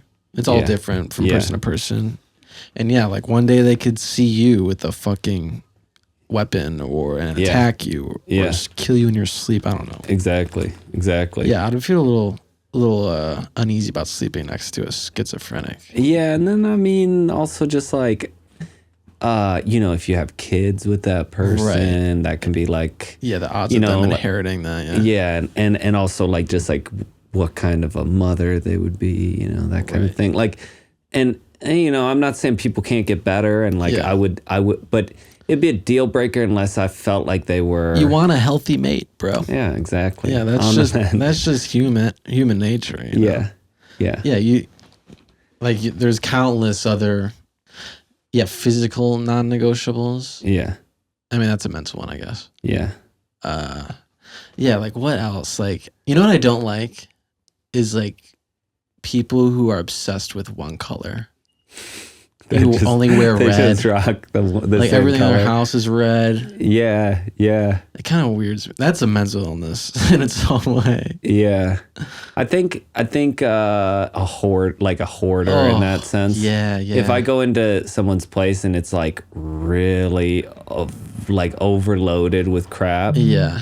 I'm like, I don't see the longevity here. No, that would be so gross, dude. Yeah. Yeah, where they're saving trash. Yeah. Like keeping garbage. Yeah, that's a no-go for me. Also, actually, like maybe, and this is going to take a lot of heat, but cat people. Oh, yeah. Because like I'm allergic to cats, and like... I'm a little allergic You know, I feel like once someone gets the cat bug, they'll be like wanting a cat for the rest of their life, you know? And like, I don't want to fight that battle forever. Yeah. I'm a dog guy through and through. Yeah, the cats... I can pass on the cats. Man. Yeah. Some girls are really weird with cats too. Like it's like their personality. Yeah. Well, I think there is actually like there's like, you know, like people that collect cats. There's actually like a chemical change that happens in the brain when you're like around like, cats, and it's like they emit some like not pheromone, but there's something in. I know what you're talking about. I read about that too. And it's like some cycle where you become addicted to cats. I know what you're talking about, and that's why crazy cat ladies, I think, become a thing. Exactly. Also, cats can give you cat scratch disease, which is very scary. Right, yes. You get like the bacteria from their claws can cause your like lymph nodes to like swell up, and it like lasts for like months. I've seen someone, it happened to someone I know, and it was a horrible. And I was just like, why would I want to, subject myself to that kind of danger? I don't trust cats either. You can't trust a cat. No. They're kind of psychopathic a little bit. Definitely. They're very self-centered. Definitely, which can be cool to watch, and like, their behavior is funny. Yeah, it's funny. It's entertaining, and they're on their own and whatnot. And as opposed to dogs, it's easier to travel and shit if you have a cat. Sure. But I think if I'm on a first date and like she's showing me pictures of her cats, that's like a hard pass. Yeah, I agree, dude. I know cats. Well, first of all, Rosie doesn't mind cats. She's intrigued by them. Really? Yeah, she actually like. She gets scratched when she was a puppy or something, like. No. Because dogs will learn, like, that when they're young, if they chase a cat and it scratches them, Well, yeah, there are a lot of strays that aren't afraid of her. And like she will like walk up to them. Yeah, and like, yeah, they'll do that, and she'll be like, okay, but I think she's just more. I think she respects them, which I think a lot of cats instill on their like owner, and the owner becomes like a sub. A sub in the relationship. Yeah. Where the fucking cat just knocks shit over, or like, you're buying. Yeah, and you're just these like towers and. Your whole life revolves around pleasing this fucking cat. And they will inevitably destroy your furniture. Right. Like anything annoying. Nice you have, a cat will do some damage to it. So fuck cats. That's a bummer. I said it. Fuck cats, dude. Fuck cats. I would, but not pussies. Oh yeah, that's different. Pussy cats. What's another non-negotiable? What's sad?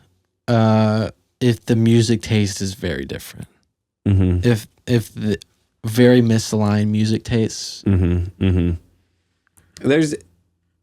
I can usually find common ground and like learn to like any type of music, but if it's like Midwestern emo or something, or like death metal. That's also like not. And don't get me wrong, I respect every music genre. Yeah. But if you're trying to listen to, just like terrible rap, in the morning, I'm like, please get out of my vicinity. What about like are there any like specific body things that you're like just can't abide, like I get fixated on if there's like a mole with like a lot of hair coming out of it, really bad teeth. I can't.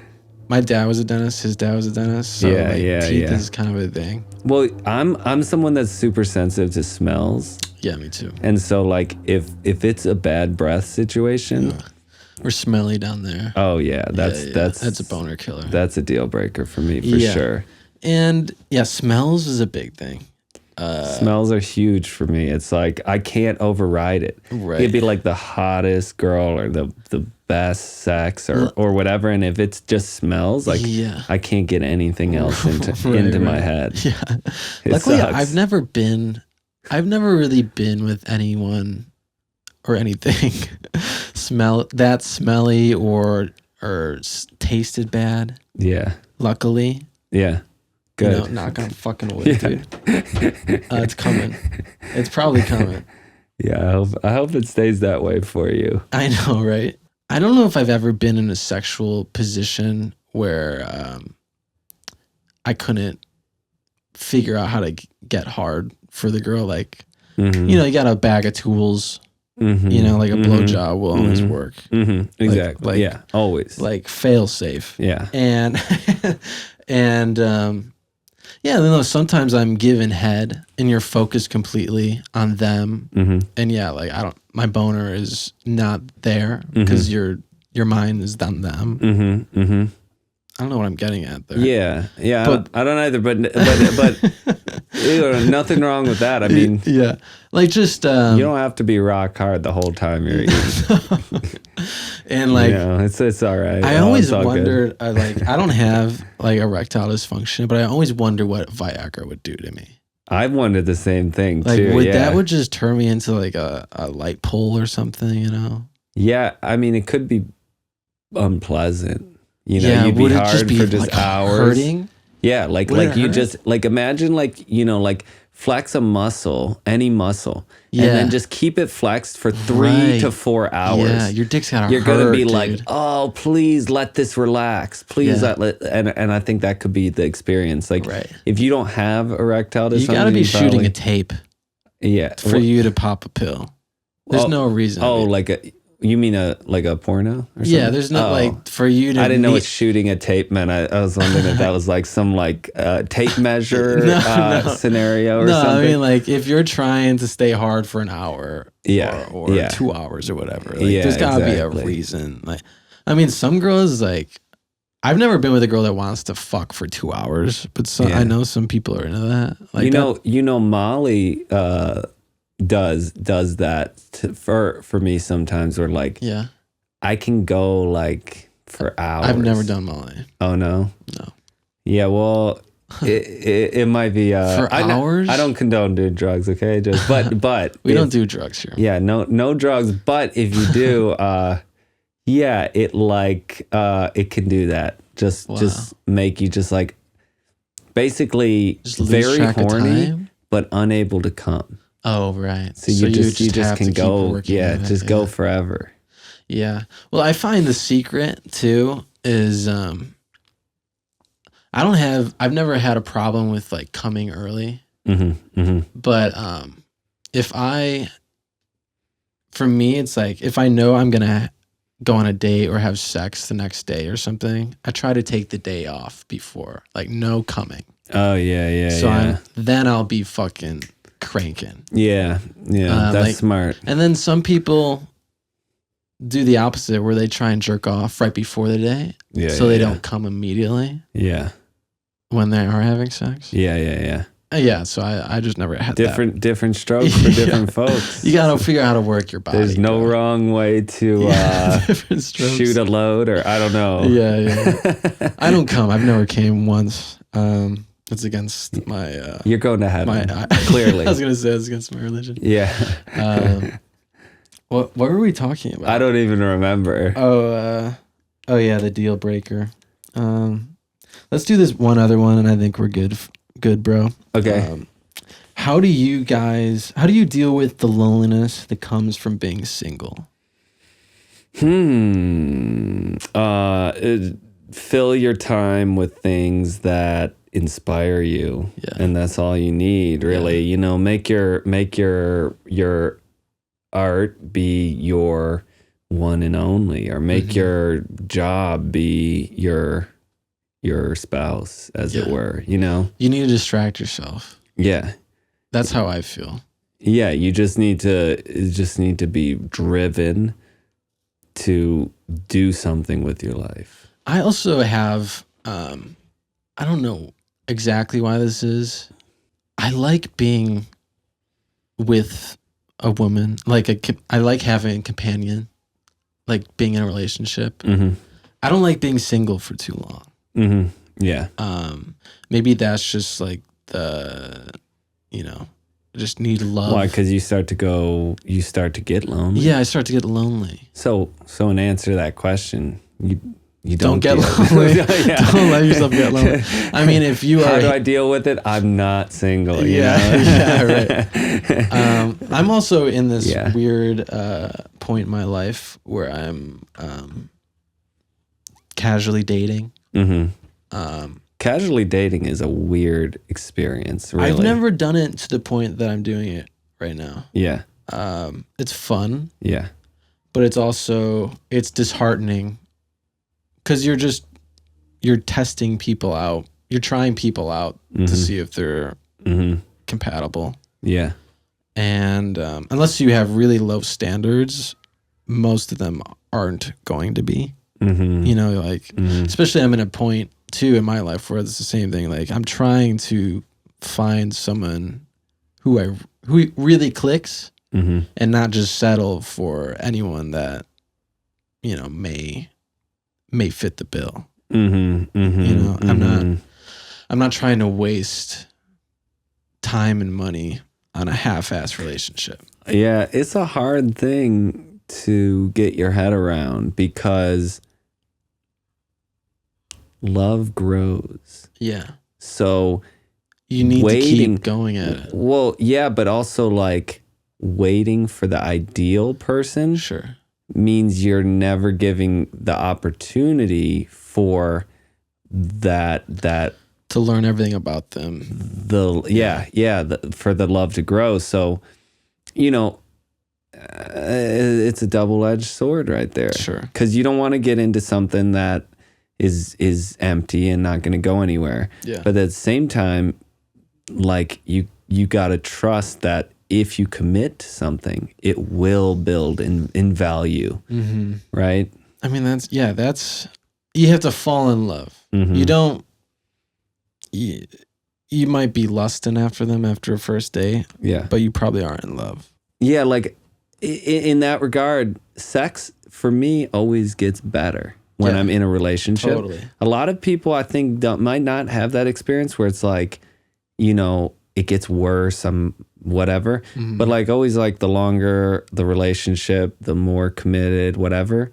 For me, the sex always gets better. I mean, yeah, you learn what each other like. Yeah. You learn just each other's buttons, you know? And every girl I've been with comes differently, you know? And that's why I'm very anti waiting so long to have sex. Totally, yeah. Because that's a big part of who I am. And it's a big part of that bondage. No pun intended, you know?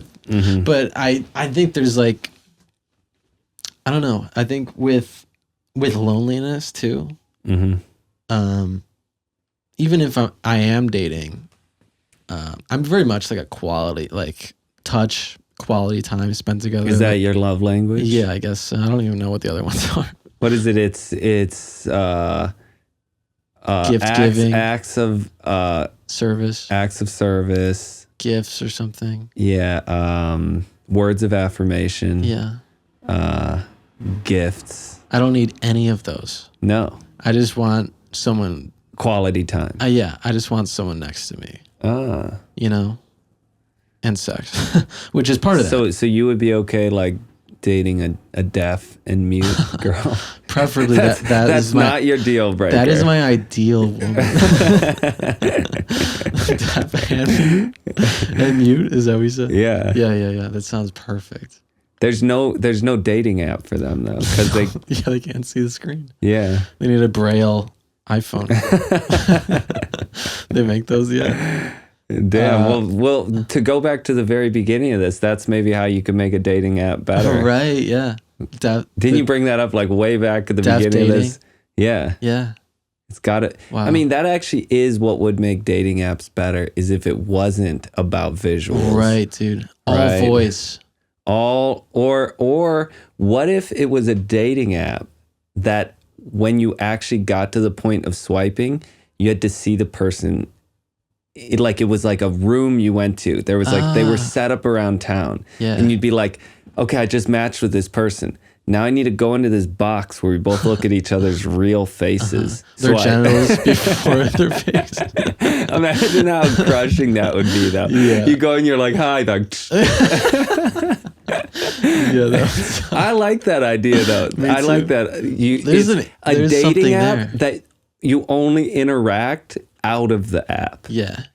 Well, that's the secret is I guess, yeah. I guess to get off the app. There's a lot of kinks that would need to be worked out. Like, I don't know if that concept is thought through thoroughly, but I think we're onto something. I think we're onto something. Yeah. Dude. Yeah.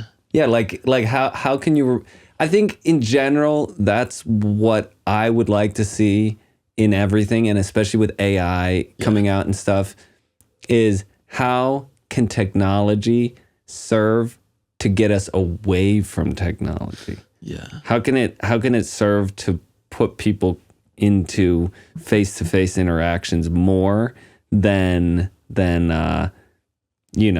here's something between people. Right. And that's like the dilemma with the apps too, is like you don't want to be talking on the apps too long.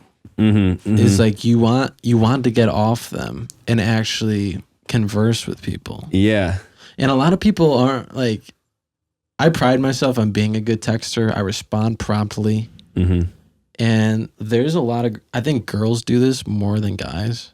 I don't know why this is, but they're bad texters where they don't get back to you until like fucking like 2-3 days later. Oh yeah. And that shit grinds my gears, dude. So annoying. It's so lazy. That's probably part of the game though, to be not thirsty or not, like it's not real. It's like a formula, you know? Yeah. Like they're playing hard to get or something. Exactly. Yeah. Exactly. And like the best thing a friend of mine said, like on her, like when she was on a dating app, she said, it's just like match and then just immediately say, let's meet up. And that's it. Yeah. Like none of the interactions through there. But that's also how you get murdered. Yeah. She's asking to get murdered. She survived. Okay, and she's good now. Oh, is she good now? Okay. The amount of times I've been ghosted. There was this girl I met. She lived in Sacramento, and she was at one of these markets. And I came. It was like the end of the market, and I was like helping her take down her shit because she asked for it. She looks like she was struggling, and we kind of hit it off a little bit. She was really cute, and I gave her my number. We went on a date like the next day, and then she stayed over at my place for the next 2 days before she had to go back to Sacramento. And then she ghosted me. Damn. I know. And I was like, that sucks. I thought we were having, like a moment, a little bit. But really, you were just offering free a boy housing. Toy. I was free housing and free dick. Damn. I was getting used and abused. I feel bad for you. Man. I know, but it's like, I mean, I got off. Yeah. That's all. I think that seemed to be like what was going on. Yeah, but were you emotionally a little bit, hurt? Yeah. And see, us guys have feelings too, and we're not just dicks on we're legs, not, Yeah, exactly. But yeah, that irked me. Yeah, the other day irked me. But I'm a romantic at heart though. And I think when you're an artist or a musician or something, like, I don't know, you're intertwined with your emotions maybe more than the average being. Definitely. And I'm not, a robot. Well, I think also like for, like in my mind, when I put energy into somebody or into something, I always think like what better could I have done with that time? If it was for nothing, if it was like, if I feel like used or just like sex is good, but if it goes on for a couple days and then it was like nothing, it's like I could have done something more inspiring. Right. I don't regret anything I've done. I've never really regretted any decision. No regrets. I have no regrets. Nice. And yet. Dude, I've been knocking on wood all fucking evening. Regrets will pile up on you like corpses in an attic. Yeah. Is that how you feel? No. I heard that in a movie. I think Michael Caine said that or something, in his British voice. But yeah, I mean, every relationship I've had, I've loved. Yeah. And they've all ended as they do. Yeah. For one reason or another. But I've never considered any relationship unsuccessful. Yeah. I mean, basically, in general, I think regrets are just an inability to see growth. Yeah. Because every experience you have and everything, like your life is built up of opportunities, what you give value to, and like if you say, "Oh, I spent years in this relationship and it was like a big regret," and then you're just like you're allowing yourself to believe that your life has no value. Right. I mean, you learn, like, in a relationship, I hope you fucking learn what you do and don't want out of it. You learn and you grow. So, yeah, I'm the same. No regrets. No regrets. Yeah. Yeah, the no regrets tattoo on the chest. Yeah. Yeah, man. I don't know. If I was to regret anything, being born in America. Being born a straight white man. Yeah, so fucking such a hard life. That was a mistake. Such a hard life. I kind of wish I was born like a, a golden retriever. Yeah. Well, in the next life. In the next life. You could get there. That's the limbo. Yeah. life is a pupper. I mean, that could be heaven though too. I know. Right? Like what better life would that be than just like, love and imagine care. If you're born like a lobster, something just terrible. Yeah. Do you believe in that? You said you're spiritual. What makes you spiritual? Just the acceptance that things can happen because of energy, okay. Like I just feel like energy is in some senses God, and we're all made up of that. So not an all-seeing, omnipresent, controlling God, but just that, we're all made of the same energy, and that energy can be tapped into, and you can, feel the power of that in your life. Yeah. Do you believe in souls? That's a tough one. I know. I think it's just a bunch of chemicals in your brain. Yeah, I don't think I do either. I think a lot of words get used, like I would talk about my soul. Yeah. But when I like break down what we mean, if like it's like, do you believe in a soul? Yeah, it's like how you profile yourself. Yeah. I think we're all just dust and energy and I love being dust, dude. Yeah. Sometimes I have to tell myself that I'm just dust and nothing. All these self-imposed deadlines and pressures matter to no one but you. Yeah. Like I have no one's depending on me. Yeah. Maybe Rosie, but she's easy to take care of. Mm-hmm. And there's, if I skipped work one day or made a risky sexual decision or something, you're just living this life, dude. Yeah, whatever happens, you'll be dead. Yeah. You'll be dead and forgotten and you're gone one day. And I can't wait to be forgotten. None of it will matter. None of it will matter. Dude, nothing matters. And in 200 years, you are irrelevant. If not 100 years. Yeah. Yeah, and I mean, even if you were relevant in 1,000 years, it doesn't change that you'll be dead. Right.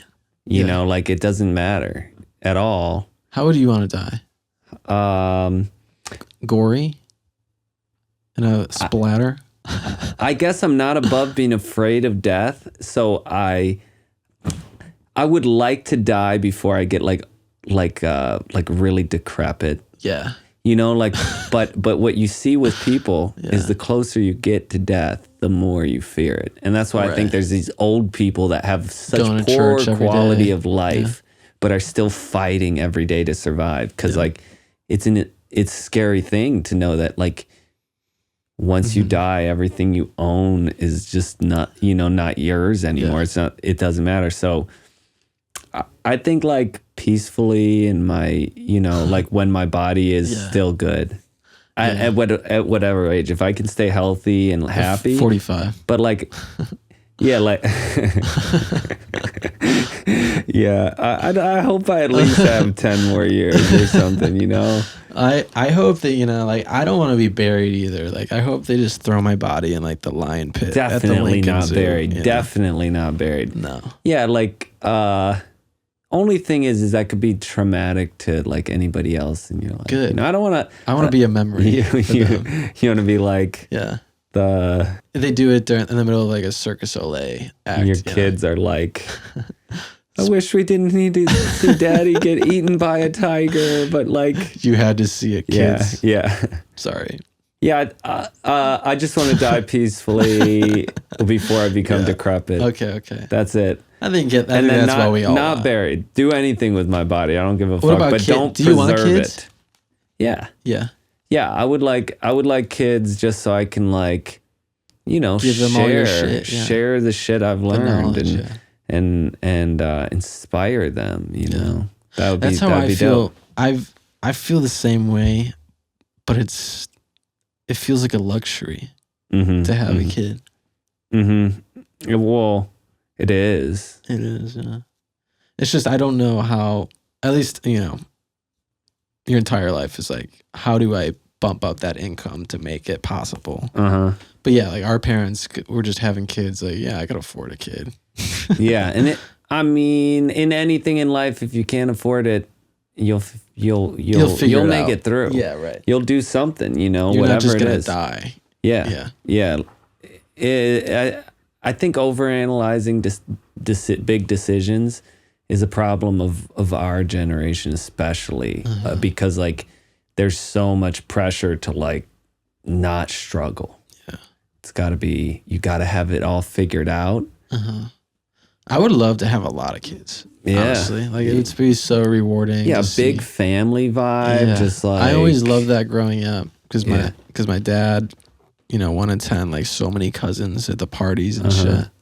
Isn't it weird? I don't know if you have this experience, but like I have this experience where like me and all of my brothers moved out of Chicago together, right? Or was it incrementally? Incrementally, but we were born here, so we always wanted to come back. So we incrementally moved out, and then like now my dad lives in New Mexico, and my mom lives in Chicago still, but we're not like super close with the extended family, and my grandmas are old, you know? And so I always had this feeling like I had this huge, big family. Yeah. And now that none of my brothers have had kids and I haven't had kids, suddenly I realize like that feeling of having a big family doesn't exist unless you like actually continue to make your family big. Yeah. It doesn't just happen. To sprout. Yeah. So like suddenly I'm like, wait, it's just like my brothers and my mom is like close family. Yeah. You know, and so they age themselves. Yeah. You know, so I would like to have a bunch of kids just so I could cultivate that big family. Yeah. That would be dope. And also means you're having a lot of sex. which you know, if you're in a marriage that ain't having sex, I feel bad for you, bro. It's doomed. Yeah, that's not gonna work.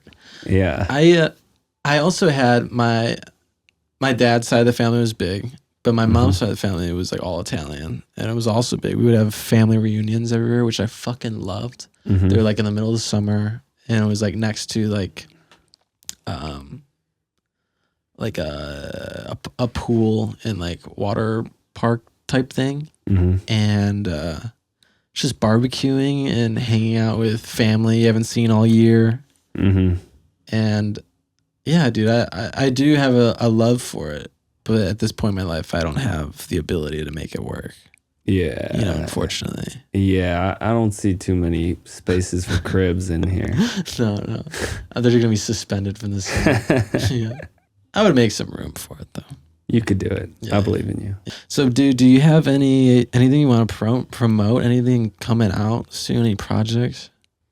No. Just what's your IG handle, brother? My IG is my name, Laine Foreman. Yeah. That's LAINE. Yeah. FOREMAN. Hell yeah. Don't forget the I in Laine and the E in Foreman. Do you sell prints on your website? I do, yes. Nice. Yes, that's actually that's a good point because I am putting together a much more cohesive print catalog and working closely with some printers here in LA. Nice. And so get at me for prints. Dude, I'm thinking about putting together like a gallery with a few other artists. Yeah, let's do that. Because I'm also like at this point where I want to get a bunch of gear to start teaching myself to like professionally frame. And just do that shit in house too. Sick. Because dude, framing people charge you up the ass. Yeah, it's a racket. It's a gatekeeping craft that is like you can charge whatever you want, because you got to get a framer. Because no one else knows how to do it. Yeah. So I'm like, dude, like how hard is it? You Sick. know? So I'm gonna dive into that probably this summer, and yeah, that's cool, man. Yeah, I'd collab with you on that too, and get into it. I got like a lot of like if we're talking about building frames, I still have my whole metal shop, wood shop, all my tools. Oh, sick. So if we ever want to put together something, like if you need some gear, let me know. Hell yeah, dude. Yeah, we could weld up metal frames. Oh, that'd be rad. That could be sick. Yeah. I still want to make some swords with you. That's well, if you find a space where we could put a power hammer and shake the ground and make a ton of noise, and it's not like... I don't share any walls here, dude. Oh, no, this whole building, the drywall would be falling off. You need a concrete floor, and the sound of the metal clanging is deafening. You would have noise complaints from a block away. Yeah, that makes sense. Yeah, so I got that's why like it's really hard to keep up a craft like that, is because you gotta be out in the middle of nowhere. Yeah, you can't live in LA unless you live, unless you have money to pay for some like big industrial space. And if you have, a lot of money, you're like Bob Dylan is a blacksmith. Oh yeah. That's the kind of money you need to do to do that as a craft. Well, I'll invest. Yeah. I'll invest. Okay, sick. I'll put down like $30. Yeah. That'll get us somewhere. All right, dude. Well, I'm glad you came through. Thanks for having me. It was a pleasure. We had some lovely discussions. I feel like our minds, like maybe like we went on too many tangents. Yeah. Like I'm pretty good at just like following a concept and just like going with it, but like not remembering where I started. That's not how my brain works. No. I like the little side paths. No, I'm saying I'm good at following those side paths. Oh yeah, good. I like them too. So I think like, I don't know if we got to any conclusions, but we definitely got some good discussion. Issues with the advice columns either, but it seemed like very personal. Except that just throw a camera in that trash can. Yeah. Flash that. And ugliness is subjective. Exactly. And start a movement. Right. Ideally. Yeah. The revolution. Yeah. Okay. Yeah. Hell yeah, dude. Cool. All right, Laine. Thanks for coming on, brother. Thanks, dude. All right, dude. Peace.